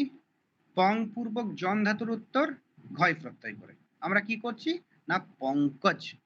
পঙ্কজ মানে পং স্পেলিংটা কি প উময় অনুস্বর? পঙ্কজ, প উময় ক বর্গের জ। পঙ্কজ, হ্যাঁ পঙ্কজটা তো যা লিখেছি, তারপর কি বললেন না পং ধাতু না কি একটা বললেন না? পং জন ধাতু, জন দন্তন্য আর একটা ঘয় প্রত্যয় ঘয়। তো বলুন না স্যার। পঙ্কজ, পঙ্কজ শব্দের অর্থ আমরা অবয়ব শক্তি দিয়ে কি অর্থ পাচ্ছি? তার অবয়বের দ্বারা পাওয়া যাচ্ছে যা পাকে জন্মায়। দেখো খুব ইন্টারেস্টিং, যা পাকে জন্মায় তা হচ্ছে পঙ্কজ। তাহলে পাকে তো অনেক কিছুই জন্মায়, শুধু পদ্ম ফুল নয়, শালুক ফুলও, যেটা শালুক ফুল তোমরা কি বলো জানি না, আমাদের বাঁকুড়ার দিকে ওটা শালুক ফুল বলে। পদ্মের মতো, শাপলা, হ্যাঁ এরকম, যেটা পদ্মের মতোই দেখতে কিন্তু পদ্ম নয়।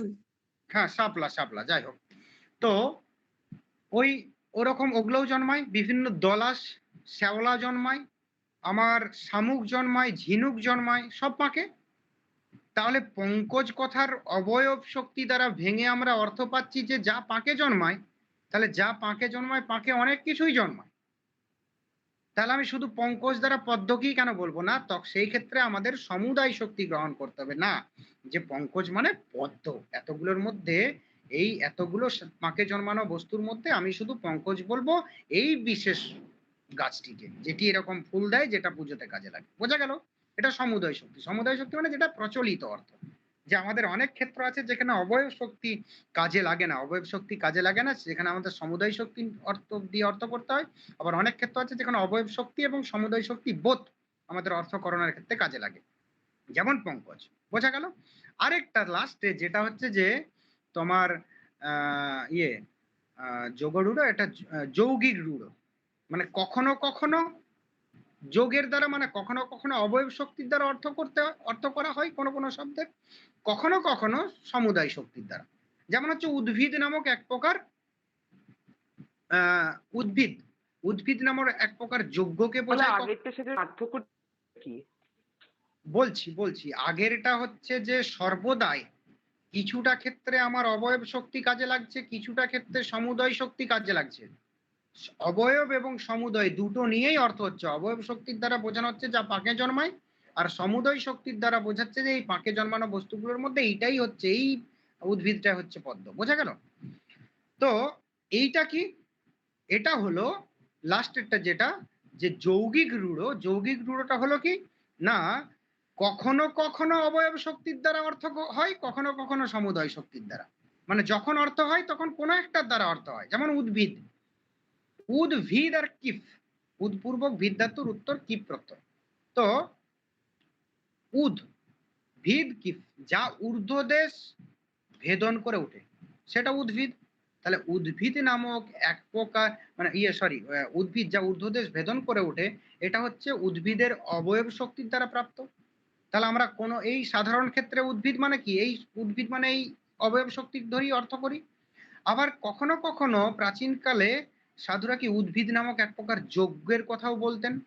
যখন আমি উদ্ভিদ নামক এক প্রকার যজ্ঞের কথা বলছি তখন সেটা কি সমুদয় শক্তি গ্রহণ করে। বোঝা গেল? তাহলে আমার তোমার বর্ণাত্মক শব্দ 4 প্রকার হলো। কি কি 4 প্রকার? যে এক হলো যোগ শব্দ বা যৌগিক শব্দ, যখন কোনো শব্দের অর্থ তার অবয়ব শক্তির দ্বারা পাওয়া যায়, অবয়ব থেকে পাওয়া যায়। যখন কোনো শব্দের অর্থ তার সমুদায় শক্তি থেকে পাওয়া যায় তখন তাকে বলা হচ্ছে রূঢ়ি। প্রথমটা উদাহরণ পাচক, দ্বিতীয়টা উদাহরণ হচ্ছে যে গো, তৃতীয়টার উদাহরণ যখন কি যোগরূঢ়, সেটা হচ্ছে কি পঙ্কজ। যে পঙ্কজ মানে পদ্ম, এটা আমি তার অবয়ব শক্তির দ্বারা পাচ্ছি না, অবয়ব শক্তির দ্বারা পাচ্ছি কি যা পাঁকে জন্মায়, কিন্তু তার সমুদায় শক্তির দ্বারা পাচ্ছি কি এই পাঁকে জন্মানো বস্তুগুলোর মধ্যে থেকে এইটা হলো পদ্ম। এই বোঝা গেল? তাহলে কিছুটা অবয়ব কিছুটা সমুদয় নিয়ে অর্থ হচ্ছে। আর উদ্ভিদ শব্দটা উদ্ভিদের অবয়ব শক্তির দ্বারা কি হচ্ছে না, আমি উদ্ভিদ এই সাধারণ অর্থে যে আমরা উদ্ভিদ বলি, বৃক্ষ বলি, সেটাকে বুঝছি, কিন্তু যখন আমি উদ্ভিদ নামক যজ্ঞকে বুঝছি তখন সেটা কি তার সমুদয় অর্থে। বোঝা গেল? তাহলে শব্দ হলো, শব্দের 2 প্রকার বিভাগ হলো ধর্নাত্মক বর্ণাত্মক। ধর্নাত্মকের 3 প্রকার বিভাগ হলো কি সংযোগজ, বিভাগজ, শব্দজ। ধর্নাত্মক শব্দ কাকে বলে না, যেগুলোর শুধু আমাদের ধ্বনিটা অনুভূত হয়, যেমন মৃদঙ্গ, করতাল, পাখির কিচিমিচির, ঢাক, ঘন্টা, কাঁসর, কুকুরের ডাক, ঘোড়ার ডাক, গরুর ডাক ইত্যাদি, এগুলো সবই কিন্তু ধর্নাত্মক শব্দ। কেন না, এগুলোকে আমরা বর্ণ দ্বারা লিপিবদ্ধ করতে পারি না, কখনো পারবো না। এগুলো 3 প্রকার। সংযোগজ, যে বললাম যে অভিঘাত পূর্বক সংযোগ, অভিঘাত পূর্বক সংযোগ, এটা এখান থেকে শব্দ উৎপন্ন হলো, এই সংযোগজ শব্দ। বিভাগজ কি অভিঘাত পূর্বক বিভাগ, যে বিভাগ করে দেখালাম একটু আগে।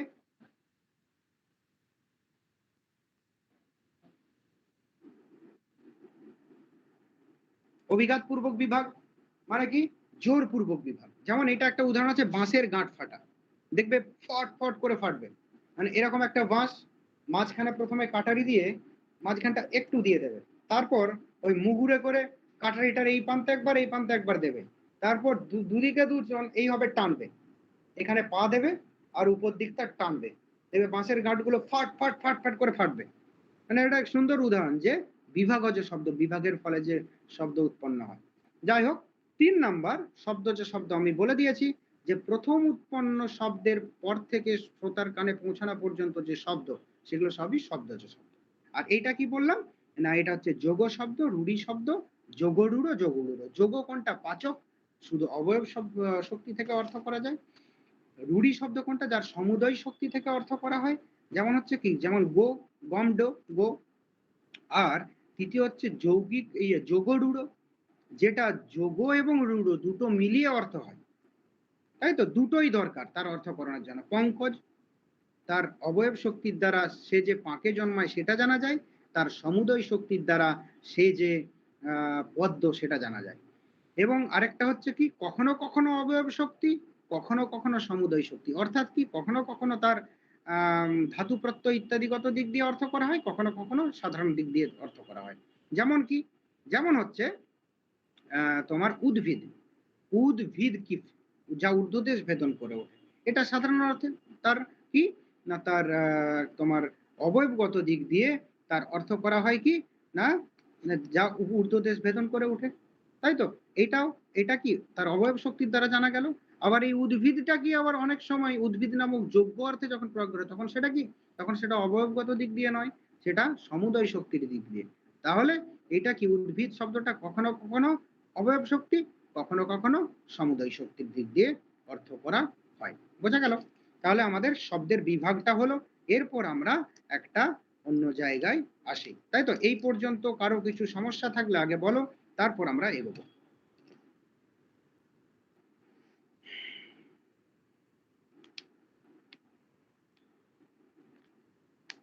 স্যার এখানে গো বলতে কি বোঝানো হচ্ছে, মানে যারা গমন করে তাদের সবাইকেই গো বলা হচ্ছে? স্যার এটা বুঝতে পারলাম না।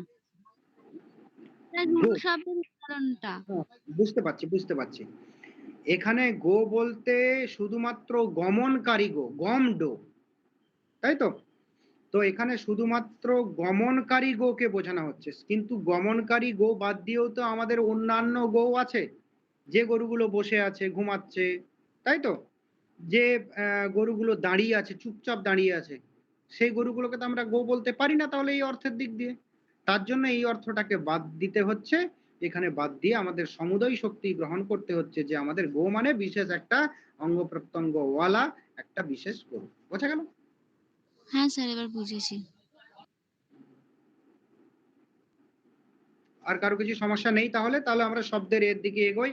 যে দেখো, আমরা শব্দের এই জায়গাটা একটু বলার আছে যে আমরা তাহলে তর্ক সংগ্রহকারের মতে শব্দের লক্ষণে কি পেয়েছি? আপ্তবাক্যং শব্দ, এবং আমরা ন্যায় সূত্রকার মহর্ষি গৌতম, হ্যাঁ, এখানে পেয়েছি আপ্ত উপদেশং শব্দ।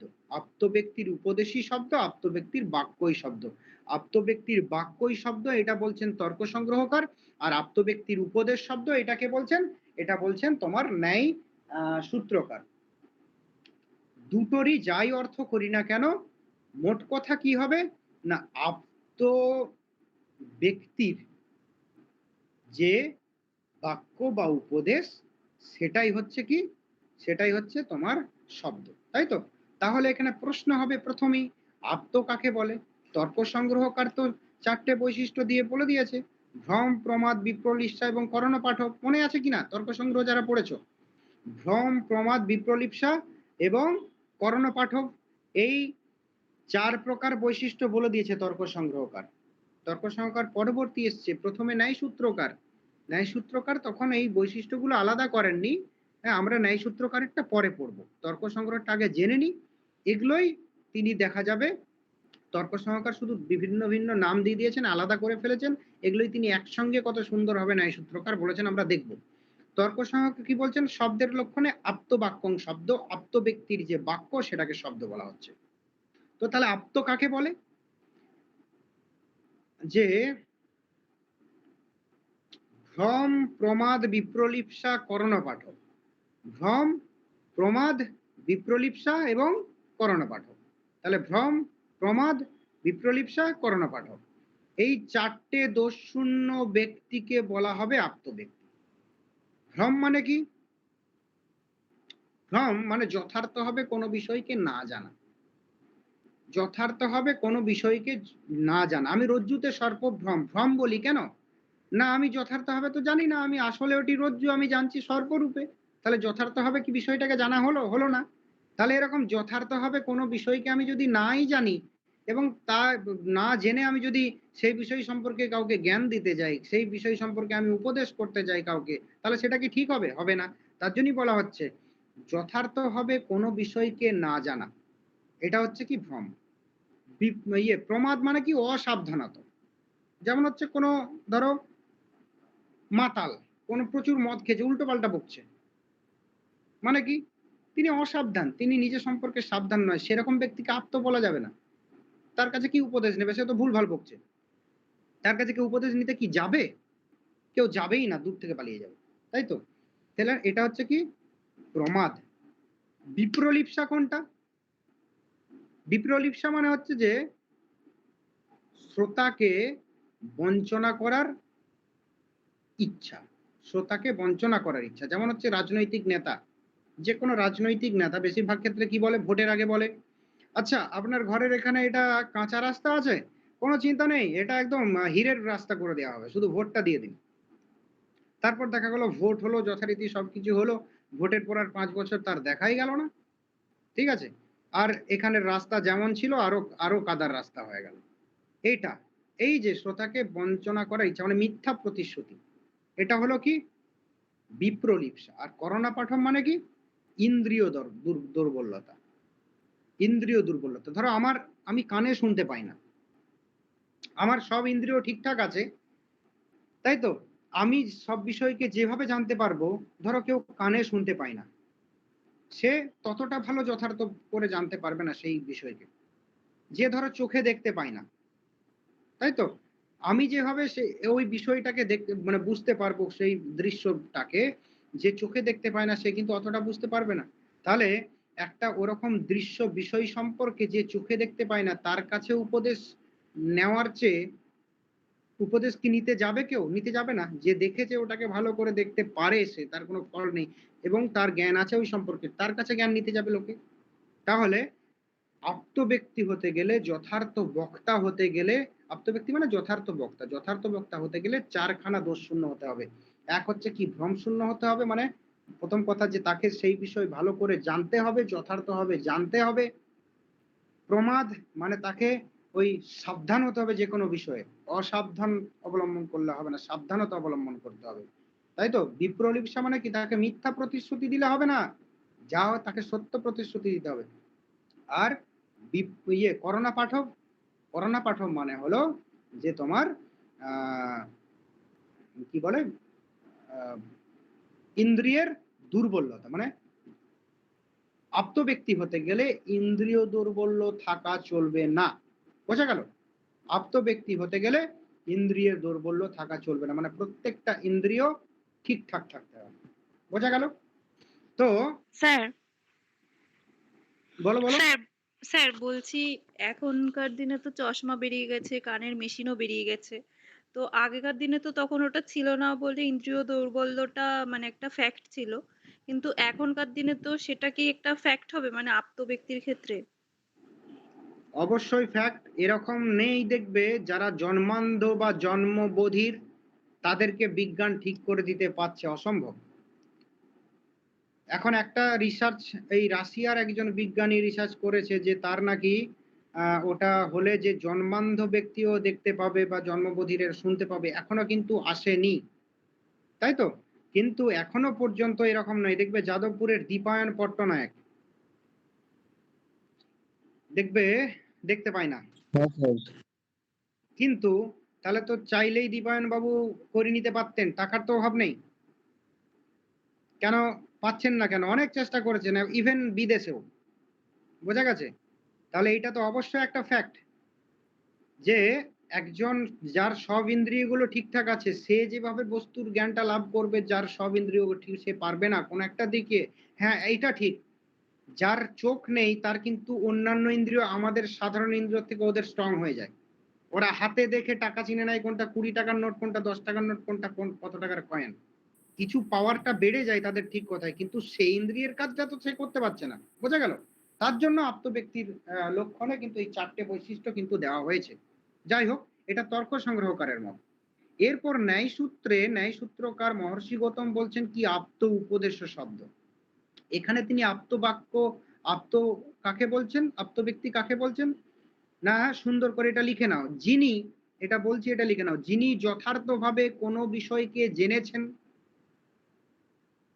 যিনি যথার্থভাবে কোনো বিষয়কে জেনেছেন এবং যথার্থভাবে কোনো বিষয়কে জানার পর অপরকে যথার্থভাবে তার জানানোর ইচ্ছা হয়েছে। আমি ভেঙে ভেঙে বলছি, তারপর একসঙ্গে একটা বলা যায় সেটা বলবো, এটা তোমাদের এই তর্ক সংগ্রহকারের সঙ্গে মিল করার জন্য এরকম ভেঙে ভেঙে বলছি। যিনি যথার্থভাবে কোনো বিষয়কে জেনেছেন, কোনো বিষয়ের জ্ঞান লাভ করেছেন, এরপর যথার্থভাবে সেই বিষয়ের জ্ঞান অপরকে জানানোর ইচ্ছা তার আছে এবং যথার্থভাবে তিনি সেই বিষয়কে, সেই বিষয় অপরকে জানাতে সক্ষম হয়েছেন, তবে তিনি আপ্ত। বোঝা গেল? 3টে কথা বললাম আমি, যে আপ্ত তার মতে কি, যথার্থভাবে তিনি কোনো একটা বিষয়কে জেনেছেন এবং যথার্থভাবে তার কোনো একটা তার ওই বিষয়টিকে অপরকে জানানোর ইচ্ছা আছে এবং যথার্থভাবে অপরকে তিনি সেই বিষয়টি জানাতে পেরেছেন, তাহলে তিনি কি আপ্ত, তবে তিনি আপ্ত ব্যক্তি। 3টে কথা লিখতে পেরেছো তো সবাই? দেখো খুব সুন্দর করে আমরা তর্ক সংগ্রহকার যেটা পরবর্তী ক্ষেত্রে ভাগ করে দিয়েছে সেটা আমরা ন্যায় সূত্রের কাছে অলরেডি, মানে ওখানে হিডেন আছে, সেটা আমরা দেখতে পাবো। কি না, দেখো যথার্থভাবে আগে তাকে জানতে হবে, মানে তার কোনো ইন্দ্রিয় দুর্বল থাকলে হবে না, ইন্দ্রিয় কোনো দুর্বল থাকলে হবে না, আগে তাকে সেই বিষয়কে যথার্থভাবে জানতে হবে, তাই তো। তার জন্য প্রথম বৈশিষ্ট্য বলা হচ্ছে যে ব্যক্তি যথার্থভাবে কোনো বিষয়কে জেনেছেন, তারপরে বলা হচ্ছে যথার্থভাবে জানার পর অপরকে যথার্থভাবে জানানোর ইচ্ছা তার থাকতে হবে। ইচ্ছা যদি থাকে এবং যদি জানাতে সমর্থ হন, মানে যিনি যথার্থভাবে জেনেছেন এবং যথার্থভাবে জানার পর কিন্তু অপরকে তার জানানোর ইচ্ছা নেই, যে না না আমি বাবু জানাবো না, অপরে জেনে যাবে, তাহলে কিন্তু তিনি আপ্ত নন। বোঝা গেছে? মানে যথার্থভাবে তিনি জেনেছেন কিন্তু তিনি অপরকে যথার্থভাবে জানাতে চাইছেন না। তিনি হয়তো কম করে, দেখবে আমাদের বন্ধু বান্ধবের মধ্যে পড়াশোনার ক্ষেত্রে হয়, দেখবে কেউ একটু বললো, আচ্ছা কেউ হয়তো কোনো স্যারের সঙ্গে হয়তো ফোন করে জেনেছে প্রশ্ন কটা ইম্পর্টেন্ট, হয়তো 10টা বলেছে, তো ফোন করে বলছে না রে না 10টা নয়, আরে 2টো ইম্পর্টেন্ট বলেছে। ঠিক আছে, তাহলে কি তিনি আপ্ত নন। বা হয়তো একটা কোনো বন্ধু দেখবে সে পড়াটা খুব ভালোভাবে জেনে গেছে, কিন্তু ভান করছে এরকম, না রে আমি বুঝতে পারিনি, কিছুই বুঝতে পারিনি, কিন্তু পরীক্ষায় দেখবে ফার্স্ট হয়ে গেছে, সেকেন্ড হয়ে গেছে, এরকম দেখবে, তাহলে কি তারা আপ্ত নয়। আবার এরকম সমাজে লোকও আছে কোনো একটা বিষয় জানে কিন্তু বলবে না, জেনে যাবে অপরে, মানে কি এটাও কিন্তু আপ্ত নয়। মানে যিনি যথার্থভাবে কোনো বিষয়কে জানবেন এবং যথার্থভাবে তার জানানোর ইচ্ছা থাকবে অপরকে, এবং শুধু ইচ্ছা থাকলেই হবে না, তোমার যথার্থভাবে অপরকে ইচ্ছা মানে অপরকে জানানোর ইচ্ছাও আছে, কিন্তু তোমার জানানোর সামর্থ্য নেই। অনেকে দেখবে অনেক স্যার আছে প্রচুর জানেন কিন্তু ঠিকঠাক কথা বলতে পারেন না। এরকম অনেক স্যার আমাদের মধ্যে পাবে যে তারা ঠিকঠাক কথা বলতে পারে না, তারা দেখবে নোটস ফোটস দিয়ে দেয় কিন্তু তিনিও যথার্থ বক্তা নন। এরকম দেখবে আছে যিনি যথার্থভাবে জানেন সবই ঠিক আছে কিন্তু যথার্থভাবে জানাতে তিনি সক্ষম নন। তার হয়তো তিনি বোবা, এরকম হতে পারেন যে তিনি বোবা ব্যক্তি, বধির ব্যক্তি, যে তিনি কথা বলতে পারেন না। বধির আর বোবা কি এক? আমি কি ভুল বললাম না ঠিক বললাম? বধির মানে তো যিনি শুনতে পান না, বোবা, হ্যাঁ বোবা আলাদা, বোবা মানে যিনি মুখে বলতে পারেন না। এরকম ব্যক্তি যে তিনি সবকিছু জানেন কিন্তু স্টুডেন্টদেরকে পড়াবেন কি করে, তার তো মুখে কাজ করে না। বোঝা গেল, তিনি কিন্তু যথার্থ আপ্ত নন। আবার এরকম হতে পারে তিনি প্রচুর জানেন কিন্তু খুব একটা বেশি কথা বলে পড়াতে পারেন না, তিনি নোটস পত্র দিয়ে দেন, দেখবে এরকম আছে, তিনিও আপ্ত নন। মানে তাহলে কি আপ্ত হতে গেলে তোমাকে যথার্থভাবে বিষয়টাকে জানতে হবে, অপরকে জানানোর ইচ্ছা থাকতে হবে, সদ ইচ্ছা যে হ্যাঁ একেও শিক্ষিত করা হবে, এবং কি না সামর্থ্য হতে হবে, যথার্থভাবে জানাতে সামর্থ্য হতে হবে, তবে তিনি আপ্ত ব্যক্তি। বোঝা গেল? তাহলে আমরা শব্দ কি পেলাম, যে আপ্ত উপদেশং শব্দ বা আপ্ত ব্যক্তির উপদেশী শব্দ বা আপ্ত বাক্যং শব্দ বা আপ্ত ব্যক্তির বাক্য শব্দ। তো তাহলে এখানে আপ্ত কাকে বলে জানলাম, সেই আপ্ত ব্যক্তির যে বাক্য বা উপদেশ সেটাই হলো শব্দ। বোঝা গেল? এটা প্রাচীনার নব্য ধরে বোঝা গেলাম। আর সাধারণ অর্থে আমরা শব্দের এটাও বুঝলাম যে সেটা কি শব্দ প্রমাণ অর্থে। এখানে যে শব্দ বুঝলাম যে শব্দ কত প্রকার, ধন্যাত্মক বর্ণাত্মক। এরপর আমরা পরের দিন আমরা ফাংশনের জায়গাতে যাব, যে দেখবে শব্দের কেমন ফাংশন। শব্দের ওই যে বললাম পদজ্ঞান পদার্থ স্মরণ তারপরে শব্দবোধ, তাহলে প্রথমে পদজ্ঞান তারপরে পদার্থ স্মরণ তারপর শব্দবোধ। এই পদজ্ঞান পদার্থ স্মরণ শব্দবোধ এখানে অনেক ফাংশন আছে।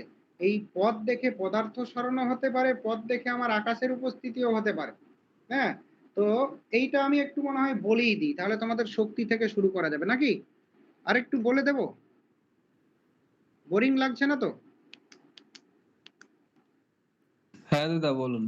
না স্যার। আচ্ছা, তাহলে আরেকটু বলে দিই, তাহলে আমি শক্তি থেকে পরের দিন শুরু করতে পারবো। যে দেখো এই যে শব্দ শব্দ করছি, তো বাক্য আপ্ত বাক্যং শব্দ, তাহলে বাক্য কাকে বলে না, বাক্যং পদসমূহ, মানে বাক্য হলো পদের সমষ্টি। কিন্তু এখানে শুধুমাত্র পদের সমষ্টি বললেও হবে না, এখানে আমাদের প্রসঙ্গ এসে যায় আকাঙ্ক্ষা যোগ্যতা সন্নিধি। আমাদের বাক্য কেমন হবে, বাক্যার্থবোধের হেতু কি না আকাঙ্ক্ষার যোগ্যতা সন্নিধি তাৎপর্য, তাই তো? যে বাক্যং পদসমূহ, শুধুমাত্র পদসমূহের সমষ্টি মানেই বাক্য হবে না। যদি আমি বলি যে ধরো আমার এরকম যে বিভিন্ন পদের সমষ্টি হচ্ছে বাক্য, তো আমি এরকম বলছি যে 1 প্লেট আগুন দাও আমি খাবো, আমি আজকে 1 গ্লাস কি বলবো এক গ্লাস পারদ খেয়ে এলাম, দেখো এগুলো কি বাক্য হবে?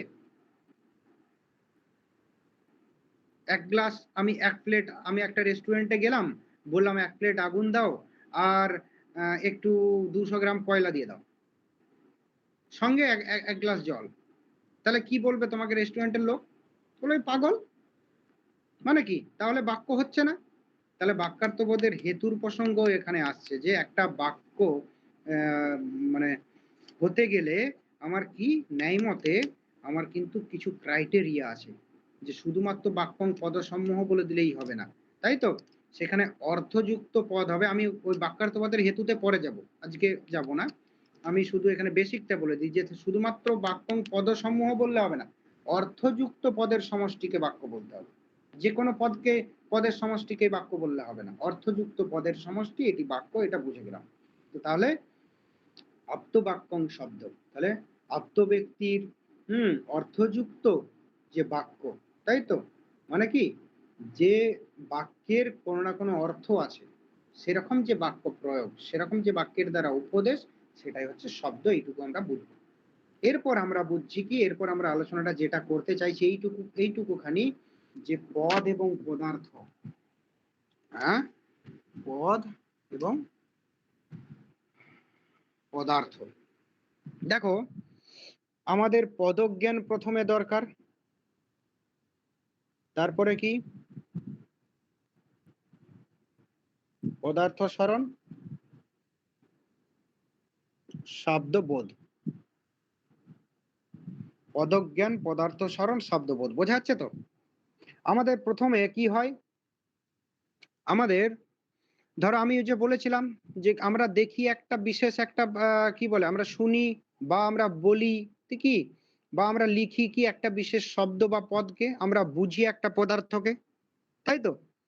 তাহলে আমি ধরো ঘট বলছি, ঘট বা লিখছি ঘট, এখানে ঘট, আমরা বুঝছি কি একটা সরু গলাওয়ালা একটা বিশেষ বস্তুকে, বোঝা গেল? আমরা বলছি এটা বা লিখছি এটা, আমরা বুঝছি কোনটা? এইটাকে। আমরা বলছি অশ্ব, আমরা বুঝছি একটা বিশেষ প্রাণীকে। আমরা বলছি নর, আমরা বুঝছি একটা বিশেষ প্রাণীকে। আমরা বলছি তোমার কি বলে গজ, আমরা বুঝছি একটা বিশেষ প্রাণীকে, তাই তো? আমরা বলছি গৃহ, আমরা বুঝছি একটা বিশেষ বস্তুকে। আমরা বলছি চক, আমরা বুঝছি একটা বিশেষ বস্তুকে, বোঝা গেল? বিশেষ আমরা বলি একটা পদ বা শব্দ, আমরা বুঝি একটা বিশেষ ব্যক্তি বা বস্তুকে বা পদার্থকে, বোঝা গেল? তো সেই যে ঘটনাটা, সেই একটা নির্দিষ্ট পদের দ্বারা নির্দিষ্ট পদার্থকে বোঝানোই হচ্ছে শব্দবোধ। শব্দবোধ মানে কি, একটি নির্দিষ্ট পদের দ্বারা একটি নির্দিষ্ট পদার্থকে বোঝাই হলো শব্দবোধ, বোঝা গেল? একটি নির্দিষ্ট পদের দ্বারা একটি নির্দিষ্ট পদার্থকে বোঝাই হচ্ছে কি শব্দবোধ, তাই তো? বা শব্দ জ্ঞান, শব্দবোধ, শব্দ জ্ঞান একই ব্যাপার, বা শব্দ জ্ঞান বা শব্দ। তাহলে সেই যে শব্দবোধ বা শব্দ জ্ঞান হওয়ার জন্য আমার ফাংশনটা কি? প্রথমে সেই পদের জ্ঞান দরকার, সেই শুধুমাত্র পদজ্ঞানটি দরকার। ধরো ঘট পদ, ঘট পদের জ্ঞান প্রথমে হয়। তারপরে কি হয় না, ঘট পদার্থের স্মরণ হয়। তারপরে আমার শব্দবোধ হয় যে ঘট মানে হচ্ছে এই সরু গলাওয়ালা বস্তু। ঘট পদটি বা ঘট শব্দটির অর্থ হলো এই একটি বিশেষ সরু গলাওয়ালা বস্তু, এটি হচ্ছে শব্দবোধ। বোঝাতে পারলাম কিনা? প্রথমে কি হয়, প্রথমে পদজ্ঞান, তারপর হলো পদার্থ স্মরণ, তারপর হলো শব্দবোধ, বোঝা গেল? তাহলে শব্দবোধ মানে কি, একটি নির্দিষ্ট পদের দ্বারা একটি নির্দিষ্ট পদার্থকে বোঝাই হচ্ছে শব্দবোধ। তাহলে ঘট পদের শব্দবোধ ঘট শব্দের শব্দবোধ মানে কি, যে ঘট নামে এই একটি সরু গলাওয়ালা বস্তু, মানে মোট কথা কি না, কোন পদের কি অর্থ সেটি জেনে যাওয়াই হচ্ছে শব্দবোধ। আমার কোনো একটি বস্তুর কোনো একটি পদের শব্দবোধ আছে মানে কি না, সেই বস্তুটির দ্বারা কোন পদার্থকে বোঝানো হয় সেটি আমি জানি। বোঝা গেল? আমার এই বস্তুটির শব্দবোধ আছে মানেটা কি না, এই পদের দ্বারা হ্যাঁ এই বস্তুটিকে বোঝায় সেটি আমি জানি। অর্থাৎ একটি নির্দিষ্ট পদের দ্বারা একটি নির্দিষ্ট পদার্থকে বোঝানোই হলো শব্দবোধ। বোঝা গেল? শব্দবোধ কাকে বলে এবং তার ফাংশনটা বোঝা গেল, যে পদজ্ঞান, তারপর পদার্থ স্মরণ, শব্দবোধ। এবারে পদজ্ঞানটা আমি একটা উদাহরণ দিয়ে এখানেই বুঝিয়ে দিলাম যে ঘট পদের জ্ঞান, তারপর পদার্থ স্মরণ মানে ঘট পদার্থের স্মরণ, তারপরে শব্দবোধ মানে কি ঘট মানে ঘট নামক বস্তুর জ্ঞান। তাই তো? বোঝা গেল? বোঝাতে পারলাম কিনা? এইটুকু বোঝেছো কিনা? তারপর আমি করোনার ব্যাপারটা নিয়ে দরকার হলে আজকে বিস্তৃত হয়ে যাবে। এইটুকু বোঝা গেল? অসুবিধা হলে বলো, যার অসুবিধা আছে সে বলো।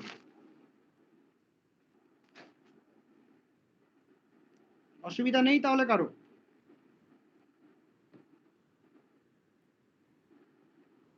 যাই হোক, তাহলে আমরা পরের দিন পড়বো এখানে যে পদজ্ঞান পদার্থ স্মরণ, এটা লিখে নিয়েছো তো? যেমন যেমন আমি এখানে করেছি, এটা খুব দরকার, স্ট্রাকচারালি এটা খুব দরকার, তাতে শিখতে সুবিধা হয়।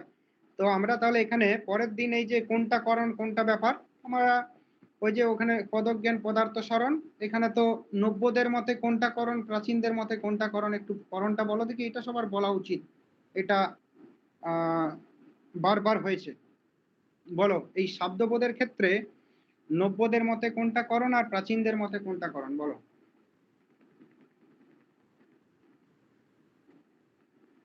শুনতে পাওয়া যাচ্ছে না আমার কথা? শুনতে পাচ্ছো? স্যার প্রাচীন মতে পদার্থ স্মরণ আর নব্য মতে পদজ্ঞান। পদজ্ঞান, হ্যাঁ আমি ওটাই বলছি। আমার কি কথাগুলো কি অনেক পরে শুনতে পাওয়া যাচ্ছে? কোনো ডিস্টার্ব হচ্ছে না তো? না স্যার, শোনা যাচ্ছে। আচ্ছা আচ্ছা আচ্ছা, ঠিক আছে, যাই হোক, ঠিক আছে। তাহলে এখানে নব্যদের মতে করণ কোনটা না, নব্যদের মতে করণ হচ্ছে পদজ্ঞান, আর প্রাচীনদের মতে করণ হচ্ছে পদার্থের স্মরণ। তাই তো? পদজ্ঞান এবং পদার্থ স্মরণ, তারপর শব্দবোধ। আমি অন্যান্য গুলোর ক্ষেত্রেও দেখিয়েছি যে অনুমিতির ক্ষেত্রে কি, অনুমিতির ক্ষেত্রে পরামর্শটা হচ্ছে প্রাচীনদের মতে করণ মানে অনুমান, আর নব্যদের মতে ব্যাপ্তিটা অনুমান বা করণ, অনুমিতির করণ। বোঝা গেল? আর উপমানের ক্ষেত্রেও তো আমরা বললাম যে তোমার সাদৃশ্য জ্ঞানটা নব্যদের মতে করণ, আর অতিদেশ বাক্যার্থ স্মরণ এটা প্রাচীনদের মতে করণ। প্রত্যক্ষের ক্ষেত্রে কোনটা, ইন্দ্রিয় বিষয় সংযোগটা হলো কি প্রাচীনদের মতে করণ, আর নব্যদের মতে করণ হচ্ছে তার আগেরটা ইন্দ্রিয়। তাই তো? তাহলে প্রাচীনদের মতে যেটা করণ সেটা নব্যদের মতে ব্যাপার, ঠিক তার আগেরটা হলো নব্যদের মতে করণ। যাই হোক, তাহলে আমরা এখানে পেলাম কি, শব্দের এখানে শব্দ কাকে বলে পেলাম, এবং শব্দের বিভাগ পেলাম, এবং ধন্যাত্মক বর্ণাত্মক পেলাম, এবং আমরা পেলাম যে শব্দের শব্দবোধের ক্ষেত্রে ফাংশনটা পেলাম। এখানে আরো ফাংশনালি ব্যাপার আছে, সেটা আমরা পরের দিন পড়বো, একদিনে অত মাথায় ঢুকবে না। তো এখানে করণ এবং ব্যাপারটা পেলাম, তাহলে পদজ্ঞান পদার্থ স্মরণ আমার শব্দবোধ। তাহলে প্রাচীন নব্য মতে করণটা পেলাম। যদি আমি নব্য মতেই শুধু পুরোটা ধরি, তাহলে পদজ্ঞানটা করণ আর পদার্থ স্মরণটা কি বলো, নব্যদের মতেই যদি হয় শুধুটা, পদার্থ স্মরণটা ব্যাপার। বুঝতে পারছো না? পদার্থ স্মরণটা ব্যাপার, আর তারপরেই শব্দবোধ। যাই হোক, এই পর্যন্ত। আর আরেকটা কথা বলে রাখি এখানে, যে আমরা যে এই যে শব্দের কথা বলছি সেই শব্দটা কিন্তু সবই বর্ণাত্মক শব্দ, ঠিক আছে? ধন্যাত্মক শব্দ নয়। বোঝা গেল? আজকে এই পর্যন্তই তাহলে থাক, আমরা পরের দিন আমরা বাকিটা আমরা করার চেষ্টা করব যতটা সম্ভব। ঠিক আছে? আজকে এই পর্যন্ত। দাদা, হ্যাঁ বলো। হ্যাঁ বলছি এই মানে আমরা যে শব্দখণ্ডটা পড়ছি